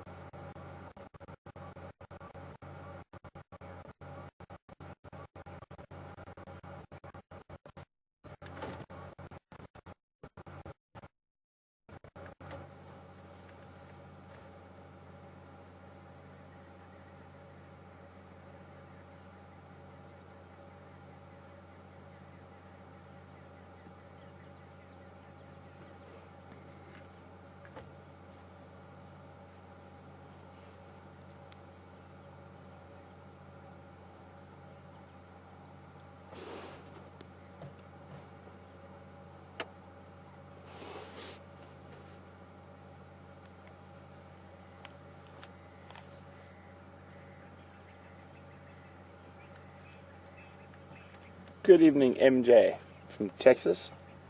MJ would like to know whether he would have been able to hoist that kudu into the tree, or would have been too heavy.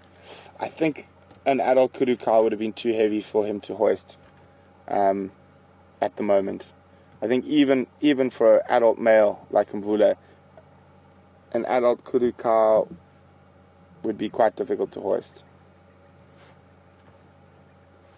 The Nyala's back, walking this way. Oh, could be a different Nyala. And he's just spotted it at the same time I did. But you see his ears are still up. The Nyala might be back to come actually check what it was after its alarm called. Animals do that quite often.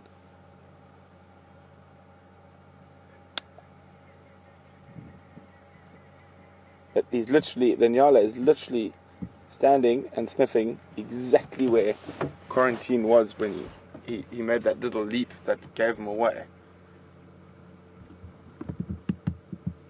Oh, I can see, there we go, you can see his horns through there. And, I mean, he's 25, 30 meters, and Quarantine's eyes are closed. Right, they're open now. Definitely looks to be sniffing where the leopard was. It's like, sure, that was a close one.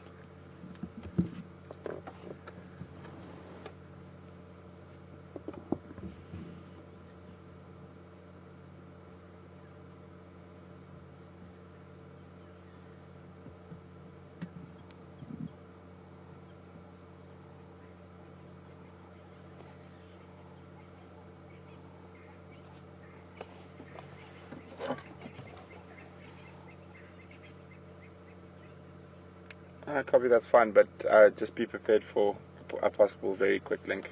But for now, yeah, that's fine.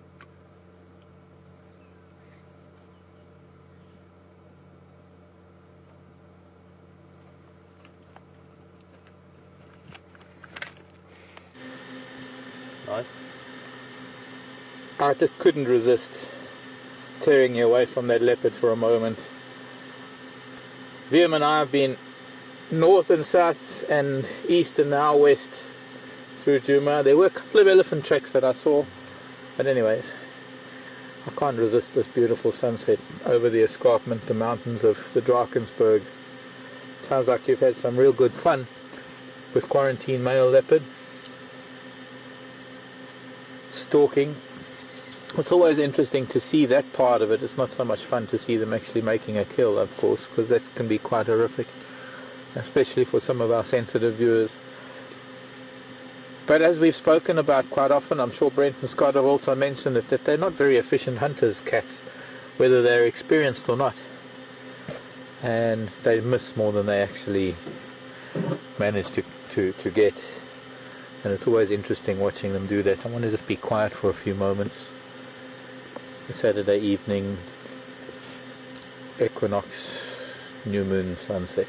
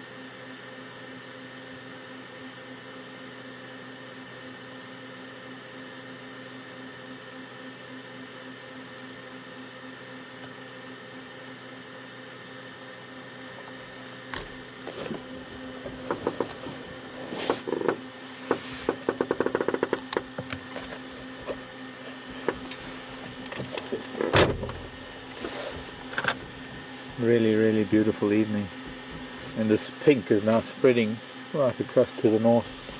We're going to go over to the hyena den and see if they're active this evening. Probably a really nice time to get there right now.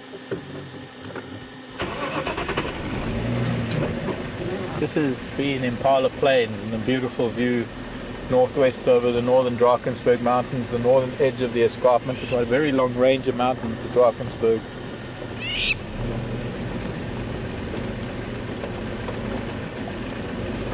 Stretches all the way down through South Africa, southwest into the Cape.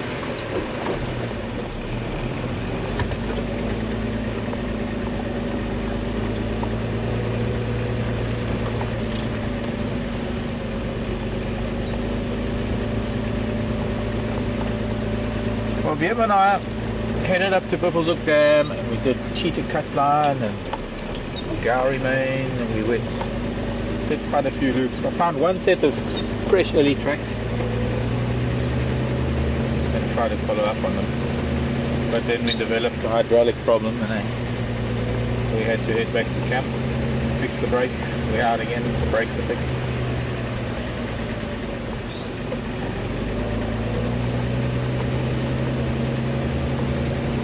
And well, I think we haven't been around to the hyena den for a while. Let's go check up on the children, see if they're coming out just before it gets dark, because it's probably going to get darker than usual. It's quite a lot of clouds. We're not going to get much moonlight, or rather starlight. Moonlight? Well, there's a crescent moon that is setting just after the sun, but there's clouds, so we won't see it. We're going to be looking for that from tomorrow. Hope from tomorrow evening, just before our fireside chat. When the sun goes down, we might see the first sliver. It might take till Monday if there's cloud before we see the first bit of crescent moon, but we'll be able to watch it over the next 2 weeks grow into full. And that's going to be exciting because it is supposedly, well, it's at its perigee, so the moon is going to be quite big. And the moon is only as big as the subject that you're filming it against or photographing it against. So we have these places where, as you're going to see now, when we get out onto Zoe's Road where that open area is down towards the hyena den, there's a very long view over to the eastern ridge that is Cheetah Cutline on the east. And because we're quite distant from there, if we have a moon rising, it would probably appear quite big and beautiful, like our sunrises of late. We're lucky we're having sunrise at game drive time, so we're able to actually watch that. By the end of next week, we're going to have to stop somewhere while we're on drive to be able to see the sunrise. Will be rising after we start at 6 o'clock.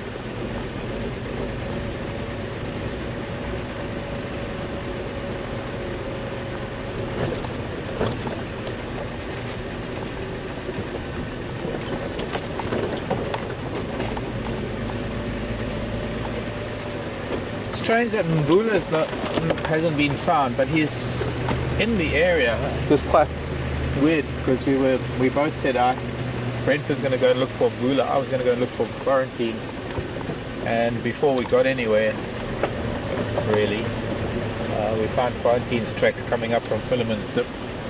Mvula was around Inga's Kaya somewhere, which is Yuri's sister, the owners of Djuma. Her house, we call it. The house is a Kaya. Kaya is the home. K-I-A-Y-A, Kaya.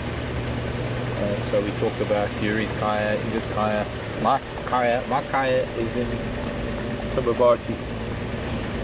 And somewhere there, Mvula managed to end up, because I've done a lot of driving around, haven't found any tracks leading out of that area.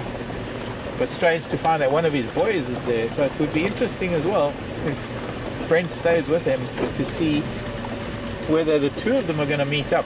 And after the hyena den, we're going to go back to that area, and I suppose while Brent may be with Quarantine Mail, I'm going to sort of be driving around Quarantine and that area.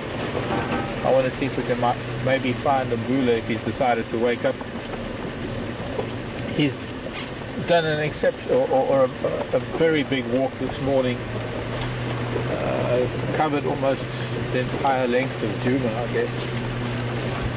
Coming in from Torchwood, walking through past Buffelshoek Dam, along Buffelshoek Cut Line, past Gowrie Dam,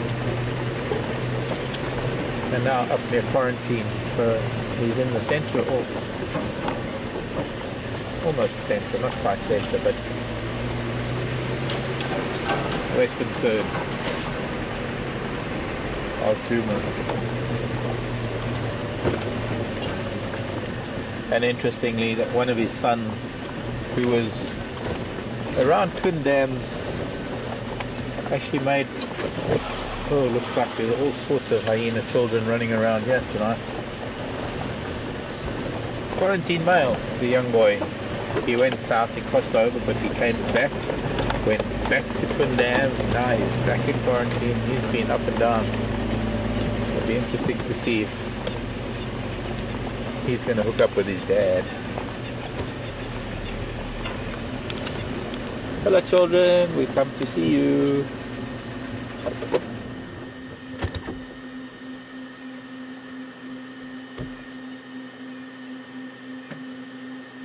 I think this is one of the mums lying out here. No sun, a little bit of cloud, so it's probably the coolest place.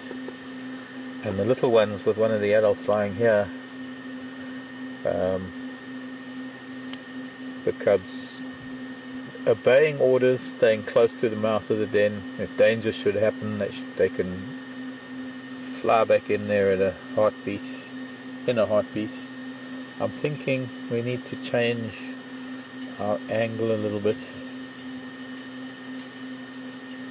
I think they're still a little bit lethargic. It is still very hot, it's very humid. It's one of those perfect summer evenings actually. She can't stretch out more than she is. She would probably love to. I know that feeling when you want to stretch because you want to get air over your neck.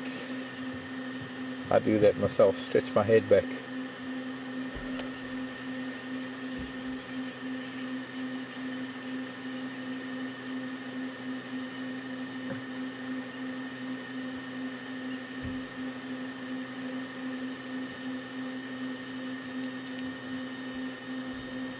I'm going to just go back a little bit, Vim, because you've got that one branch in front of that cub, and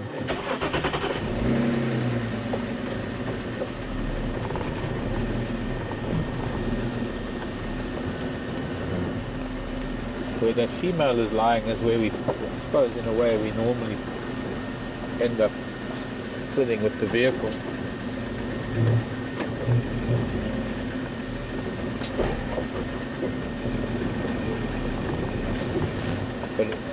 But this way we get to see them together, the cubs in the back, and when she gets up, and that's about as best we can do right now.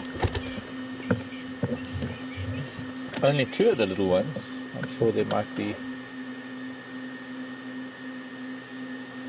more action later.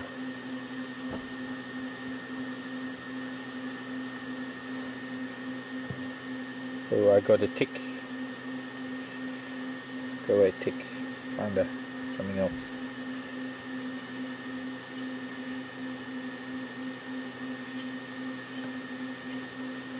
So normally we get to see them playing on this little log. But that mama's in the way. Okay, let them move.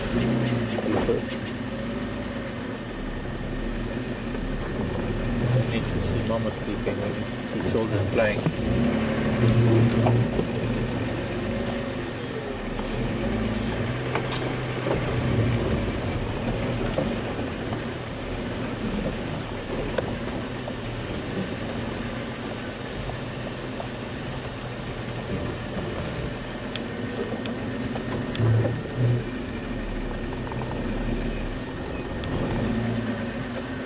That's better.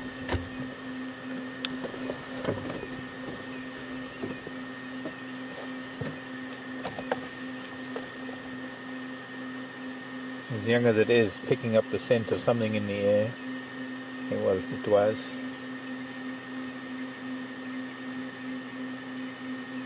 coming to say hello. Look at the spots coming out on this little. So this is the older cub, most definitely. It's got little spots coming out already. I think the two younger cubs are still very much darker than this little one. If it comes to my door, I'm going to scoop it up and give it a hug.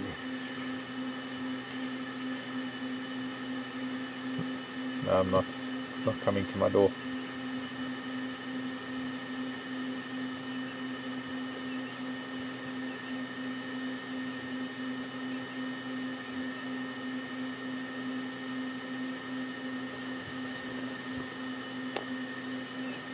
I think all of us would.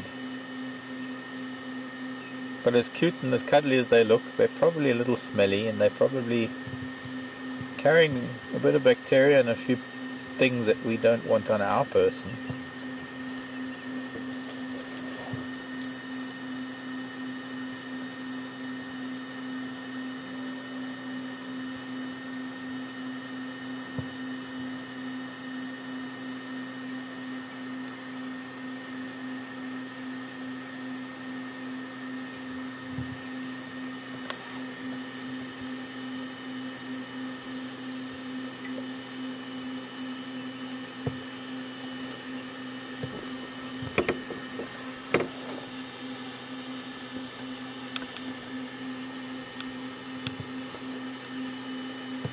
Okay, I mean, I don't know where little child is. It's not coming out this side of my mouth. It's still there.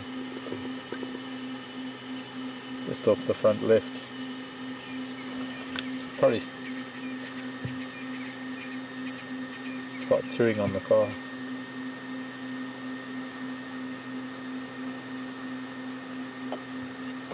It's wonderful that the adults accept us, that they don't mind the little ones coming up to the car. We're not a threat, we're not a danger, we're not food. Although it takes the little ones a while to learn that there's nothing that you can chew on a car, because there are times when they do try. They chew tires, they chew anything they can get their teeth into. There have been times when we've operated without a door where I've had, I suppose there have been rarer times when I've had boots on, where they've chewed on my boots.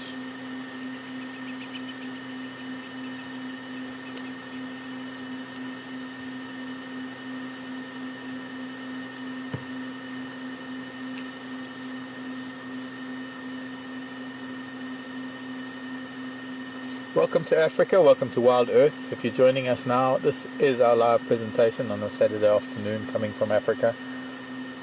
Unedited, unchanged, coming to you in real time. We're at a den of hyenas with a bunch of little ones that, I suppose they're getting active. They've probably been fairly inactive most of the day. The sun is set, night is falling. And well, obviously the little ones have a lot more energy to burn because they don't have to go out hunting all night. And I hope that the other two little ones are going to wake up soon, and maybe we'll see them before it gets too dark. We're not going to use lights on them at all. They're far too young to have lights put on them, which is why it's nice to see them now with a little bit of daylight and whatever settings we can use on the camera to bring it or make it a little bit lighter.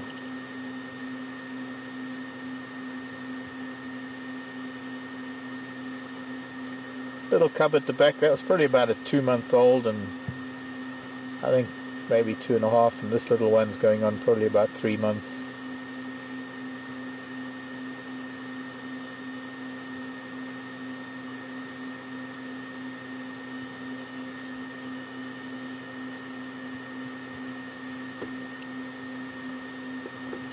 There was a sibling of the other little one at the back flying down. Oh, what she picked up. Trying to entice the other one into a game. She picked up something.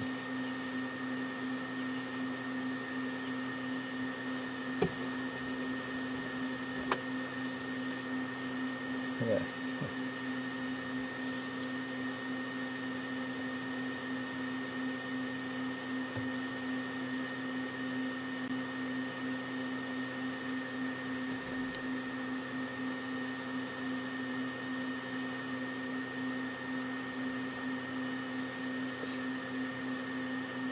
There's a question I never would have thought of, and it's why we love questions from our viewers so much.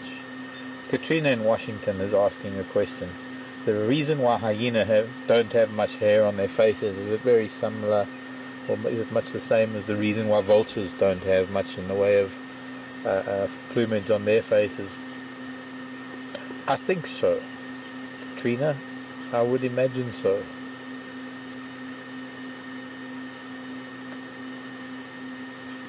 It would be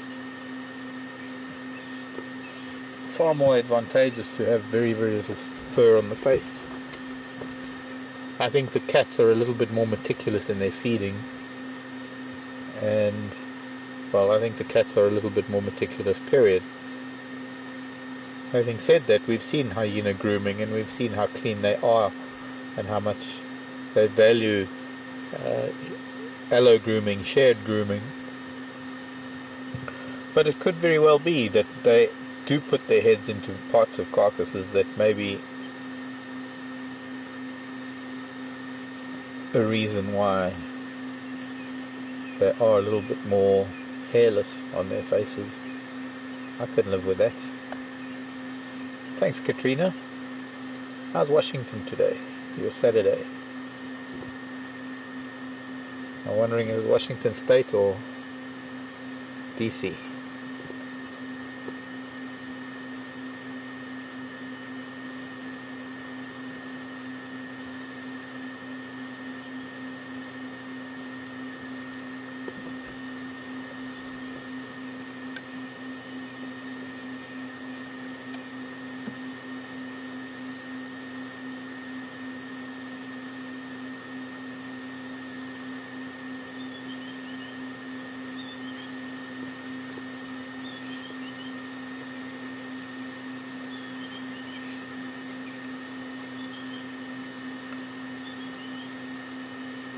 Hot.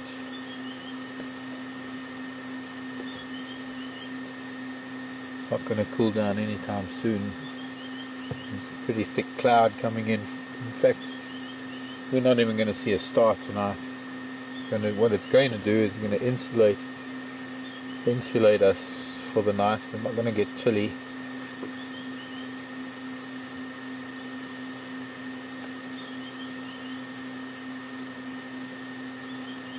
But we need rain.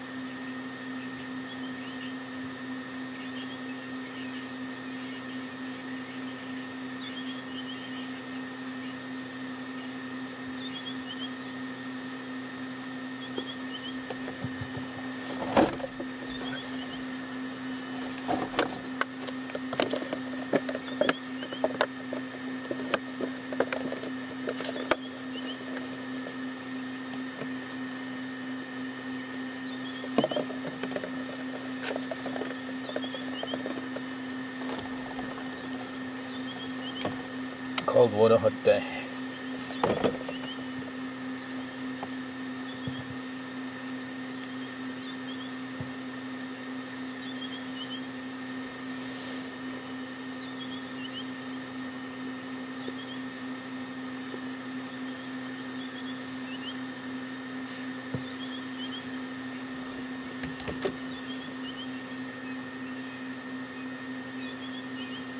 We just can't see them now.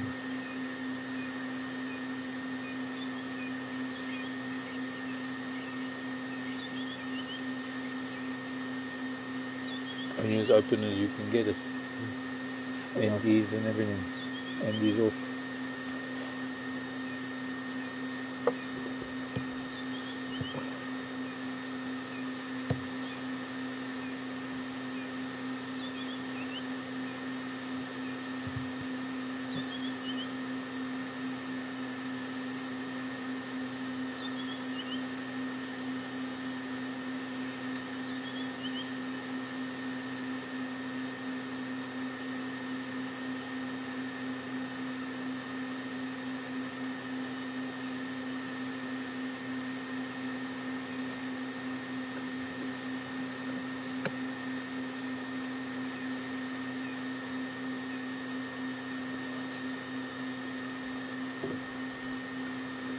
Well, another very interesting question. This one from Pennsylvania. And an alias. Happy Cub. Is there some way to tell, since there's no real way to tell the sex of these cubs, is there some way to tell by the way that they urinate, the way we can with dogs? And I think my answer there is no. No depends about it. They squat, period. When they're young, sometimes they don't even squat. They just fiddle while they're playing. Yeah, all three of them out now. I'm going to move back a little bit so we don't have branches in our way. It is getting a little dark, I know, and we're going to have to move along soon because it's getting so dark.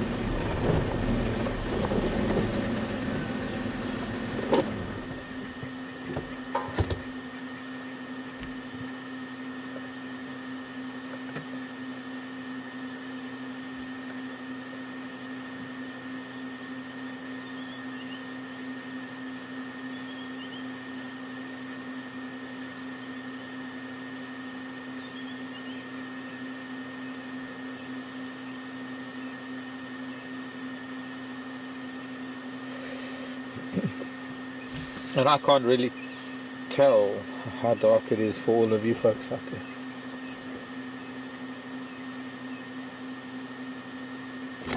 Carry on.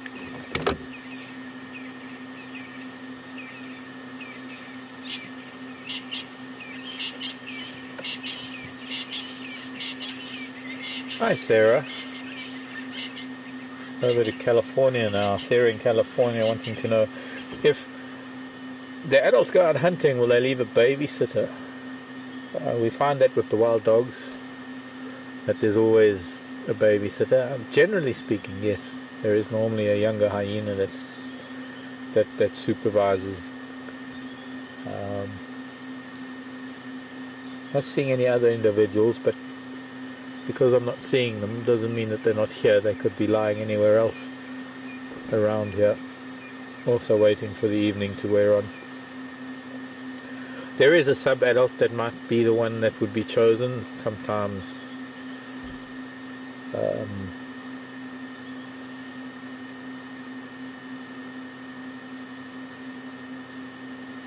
sub-adults, younger individuals.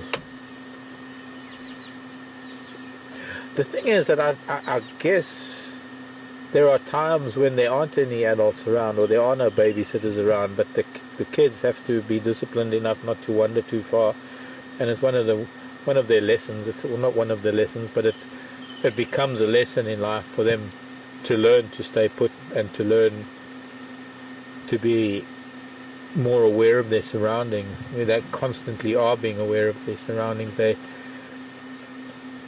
On many occasions we've seen how the slightest noise chases them back into the den, and they often look at the behavior of the adults when it comes to noises or intrusions and what the adults do, and they learn from that. And I guess there comes a time where they've spent enough time with the adults or with the sitter or with the supervised sub-adult, supervising sub-adult, that maybe they get to learn enough about their environment that they can be left alone. I don't think it's a hard and fast rule. I don't think it's a case of, are we going out now, and well, they assign a particular individual to stay behind.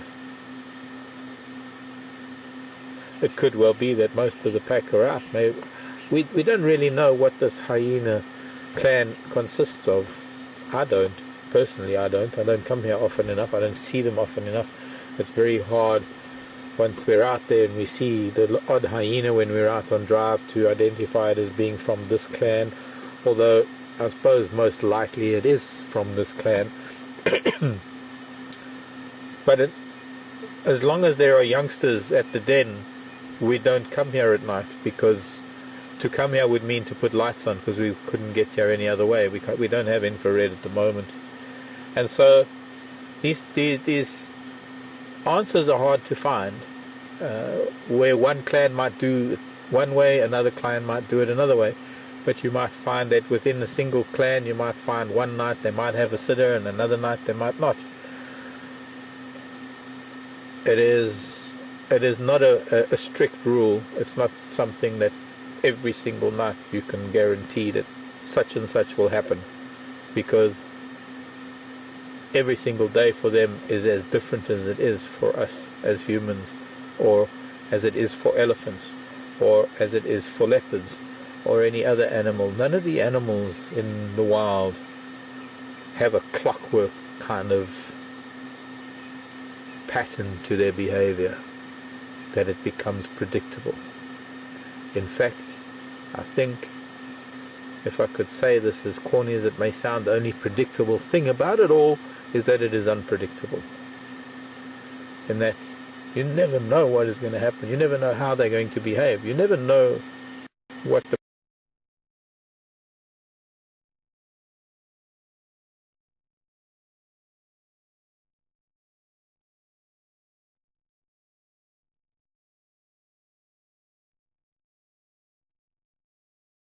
Not at all. He rolled over once. I don't know if you can see behind my head where he is. Let me just look at the monitor. Brian's going to zoom in now. We're hoping he does get mobile. There we go. And just see a few rosettes in the grass. And see his belly moving there. So the reason, even though that Anyala walked right back past him again, he didn't really go after him, is that even though he didn't use that sort of huge burst of speed, he still expended a lot of energy stalking. So his body would have told him that he needs to take a break, and that's exactly what he's doing at the moment.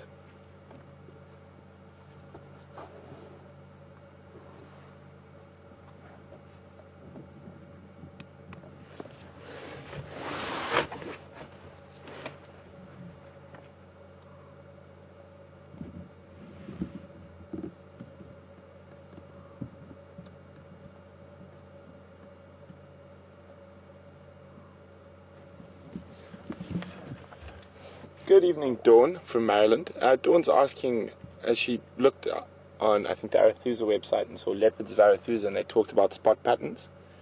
The best way to actually show you, I think, should have got one that we can use for a spot pattern.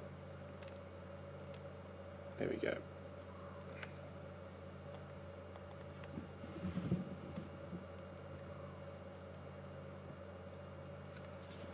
I think we're going to get some focus on this. Will work. Should. So we're just going to show Dawn. If we have a look at the back of my screen here, with a photograph I took this afternoon. The spot pattern they're referring to is this top line that doesn't have any whiskers, not including those. So those are separate. So this side is a 3. And then his other side, where's that button? Ooh.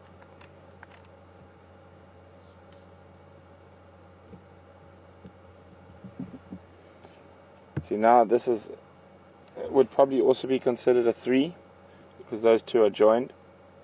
Depending, some people might call that a 2. It all just depends on who's doing the ID.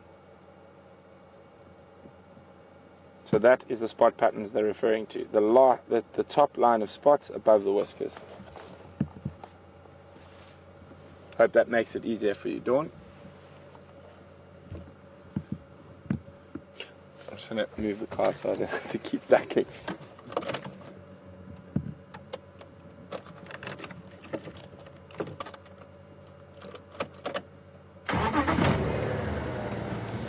Didn't even lift his head. So he was quite far from us, and he came and actually lay next to the vehicle, not even about 3 meters from my door, probably about 2.5 meters. I'm just going to move so we can keep the camera on him without me having to move my head constantly. That could run? Or I can go forward a bit? Yeah. Oh, but then we're going to struggle with the lights a bit, I think. Oopsie. Sorry, boy. Okay, we'll just stay here.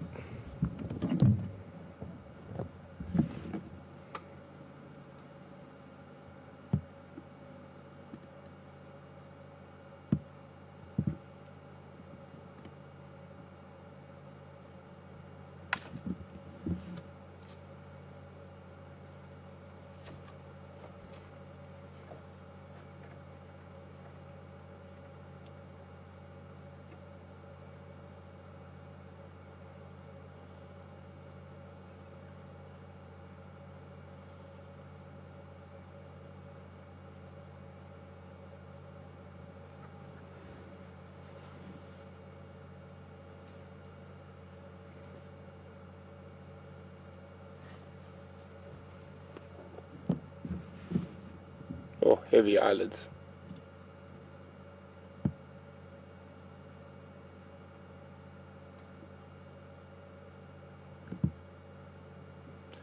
Incredibly still night. I can hear one Franklin.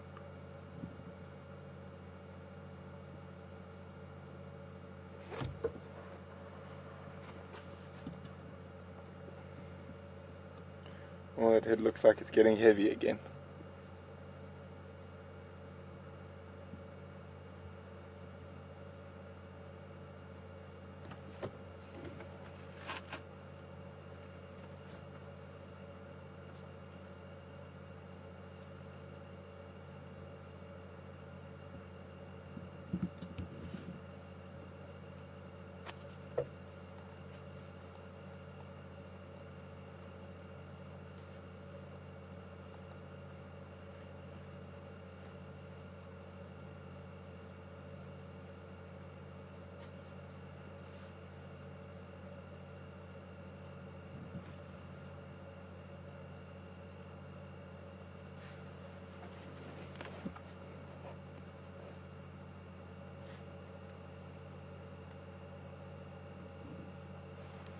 Very, very still at the moment. Can't hear anything else in the bush. One insect making a bit of noise.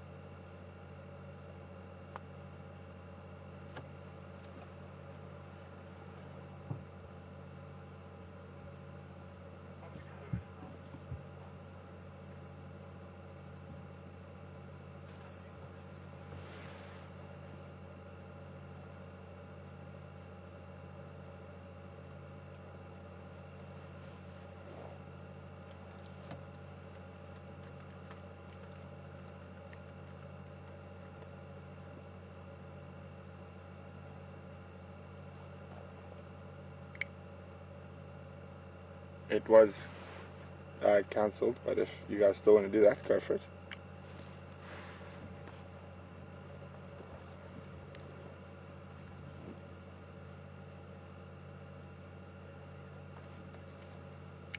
Just to the east of Inga's Kaya.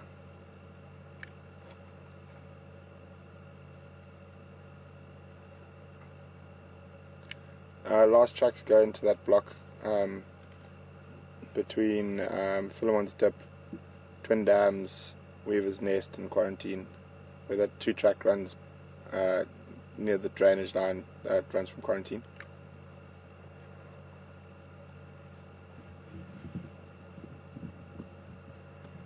Yeah, and Scott was calling it Ingwe Alley.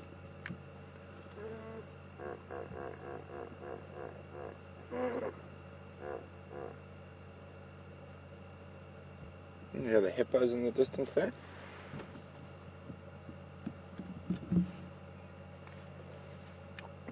Flat, flat, flat.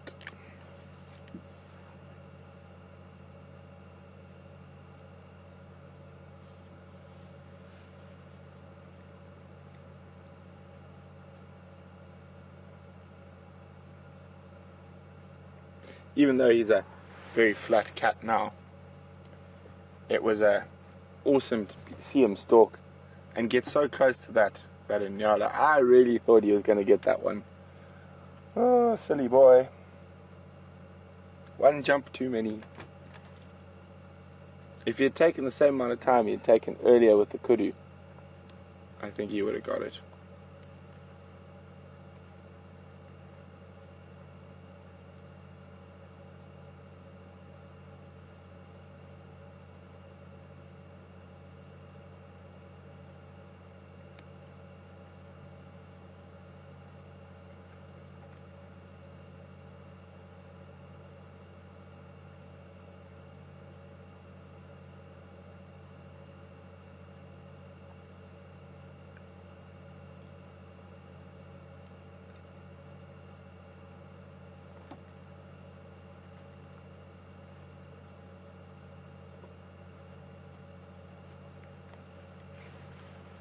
Guys, if you have any questions, you can send them via email to questions@wildearth.tv, or just use the hashtag SafariLive on Twitter. And for those of you, just in case there's some new viewers out there, we actually are live by a few seconds to where you are in the world. We are sitting in the northeastern part of South Africa, in a place called Djuma Private Game Reserve, which falls in a larger game reserve called the Sabi Sands Game Reserve, which is open to the Kruger National Park. So there's no fences, the animals are able to move in a vast open system of about 2.7 million hectares in total, which is over 4 million acres.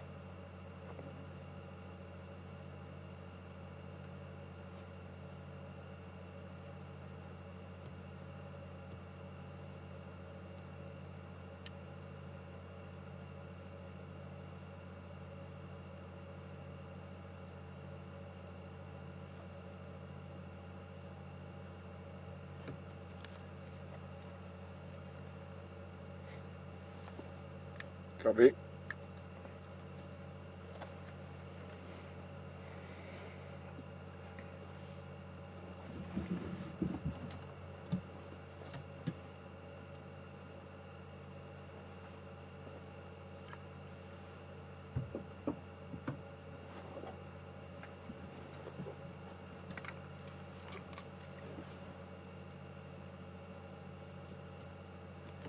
Oh, a little stretch.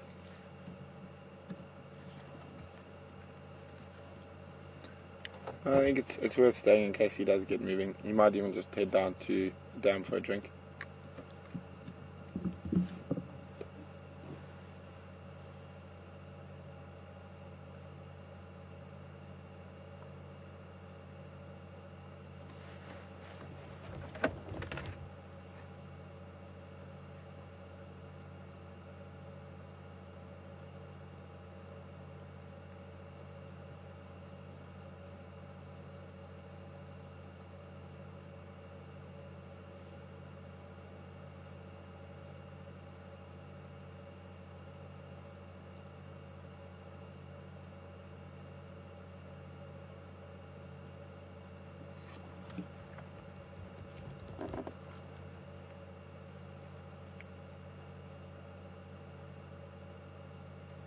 You get to see those incredible sightings, those very seldom seen sightings. Obviously the first part is to find the animal, but once that, a lot of people leave too soon, even though the animal's completely flat. The most important weapon in your arsenal of seeing some spectacular sightings is patience. Being able to wait out the quiet times. Which is quite funny because I'm not patient in many other things in life.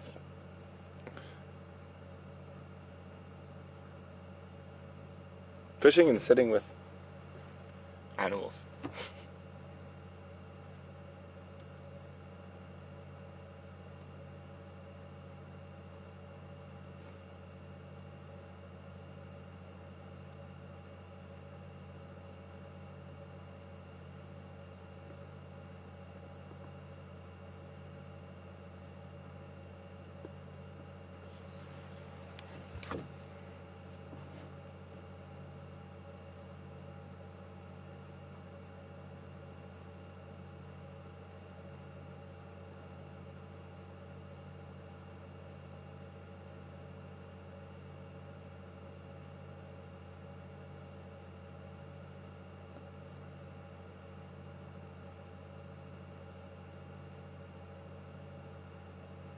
Well done, Racer. Yes, there was a pearl-spotted eyelet calling just now.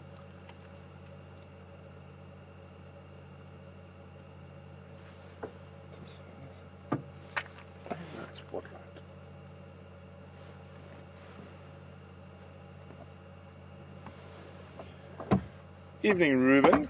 Ruben would like to know whether there are any lions nearby. Unfortunately, not at the moment. Lions seem to be steering well clear of us for the time being, but that can all change in the morning when we get to read our morning newspaper of all the tracks. The lions are south of us at the moment. Sorry, southeast of us.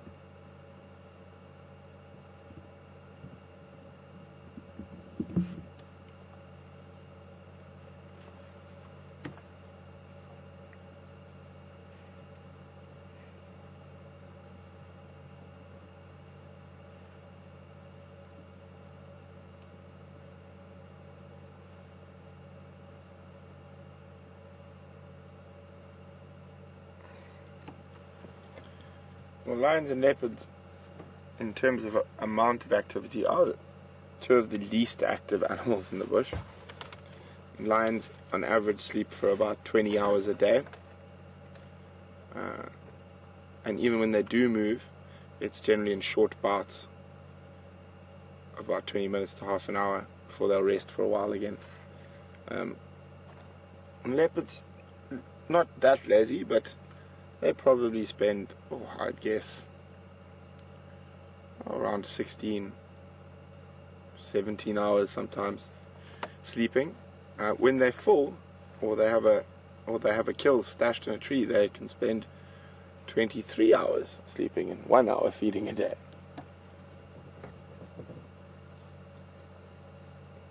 This here's Whiskers there.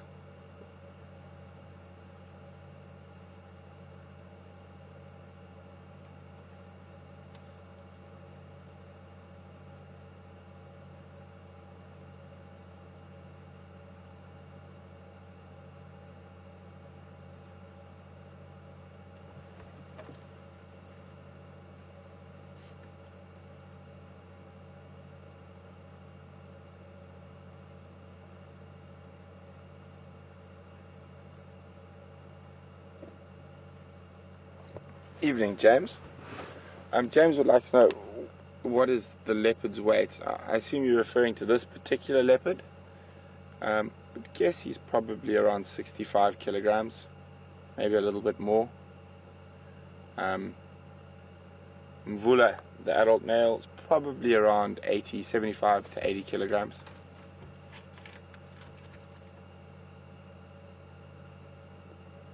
And Karula is probably between 45 and 50, I'd guess.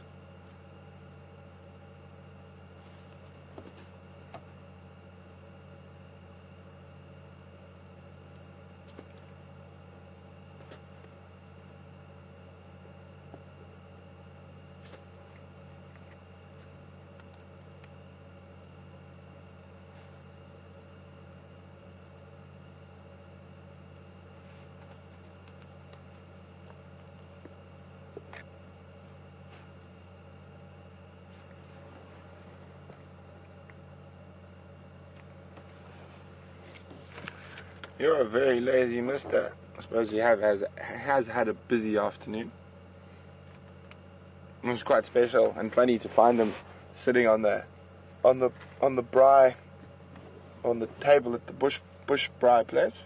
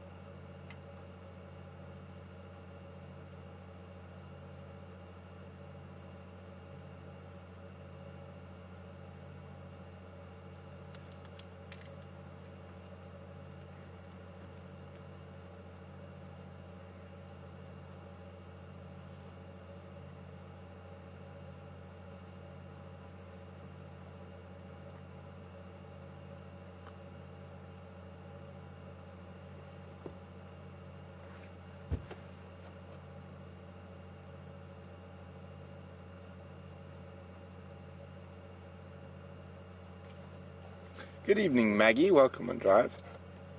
Maggie is asking, do I think he'll hunt later tonight? Most definitely, I think he will move and possibly hunt during the night.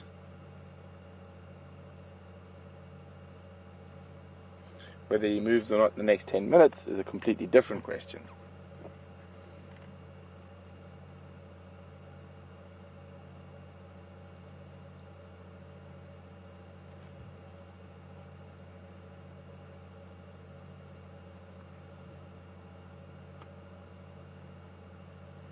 Good evening, Mike from Atlanta.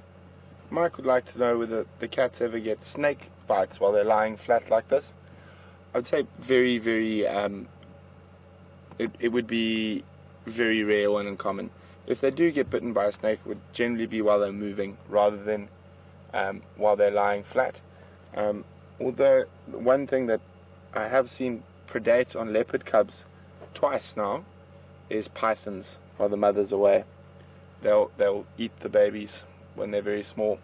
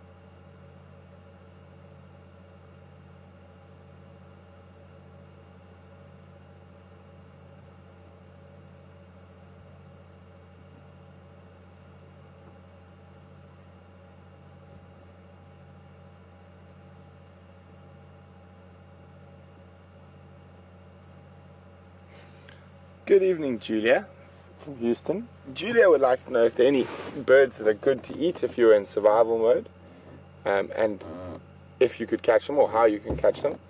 Yes, Julia, there are quite a few tasty treats out here. Oh, a little stretch. Franklin and guinea fowl are probably the two most common, and also the easiest to catch. Traditionally, the local people, generally the young boys, when they were out looking after the cattle or in the bush, would make snares to catch those two species in particular. And they are probably the easiest species to catch because they are terrestrial, so they're on the ground. And if you just find some seeds of a thing that they like, you can set a little noose trap around there, and they take those. They get caught by those snares quite easily.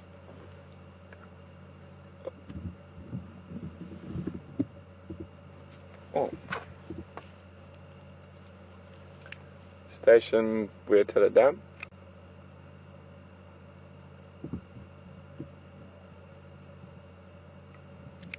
Evening, Lexia. We're still with the this young male if you're interested.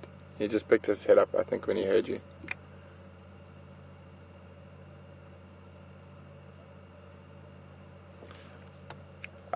East of Ingus Kaya. I'll put my spotlight in the air now.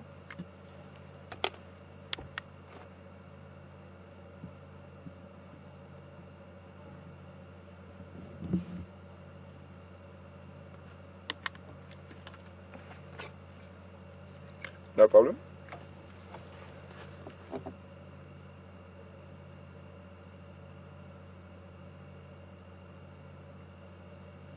Oh, there we go. Oh, good scratch.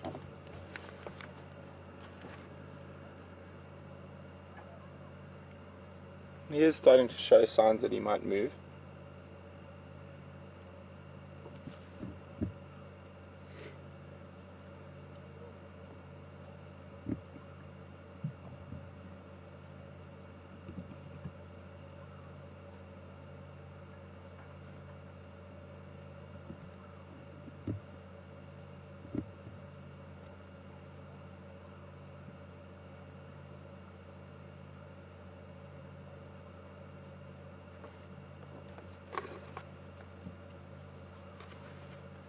I think Alex made that one up.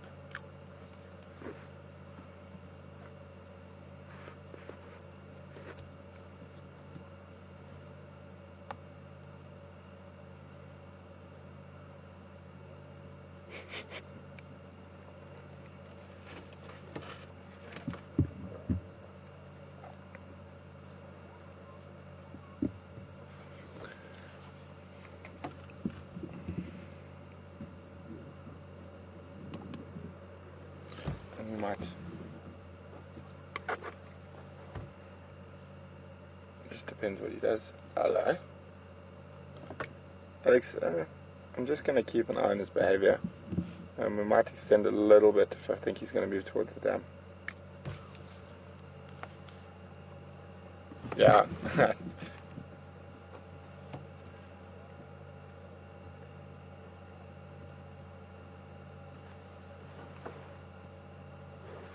Copy. Yeah. Oh no, he's playing with me. I thought he was going to get moving. Just get more comfortable. So guys, I was chatting to Alex. If I think he is going to move down towards the dam and possibly drink or stalk again, we'll extend for a little bit. But that all depends on his movement. He is starting to show sort of signs of moving, and the temperature's dropped quite a bit.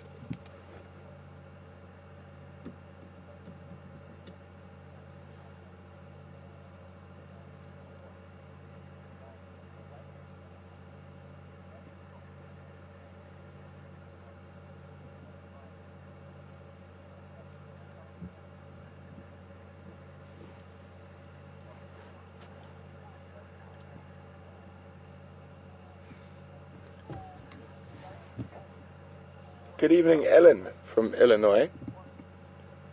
Ellen would like to know whether snakes, baby snakes, are born venomous or they become venomous older. They are born venomous, and then the other thing is, if an animal eats it, is it possible for the snake to bite the animal on the way down the esophagus? I think that would be very, very unlikely, Ellen, but they are born venomous, depending whether they're an old world or new world snake. It depends on what type of venom glands they have, but most animals that eat venomous snakes will have quite a few of them have enzymes in their stomach that will be able to break down that venom and cause them no harm. Others will just leave the head, and the venom will react differently on different animals depending on their metabolism and things like that.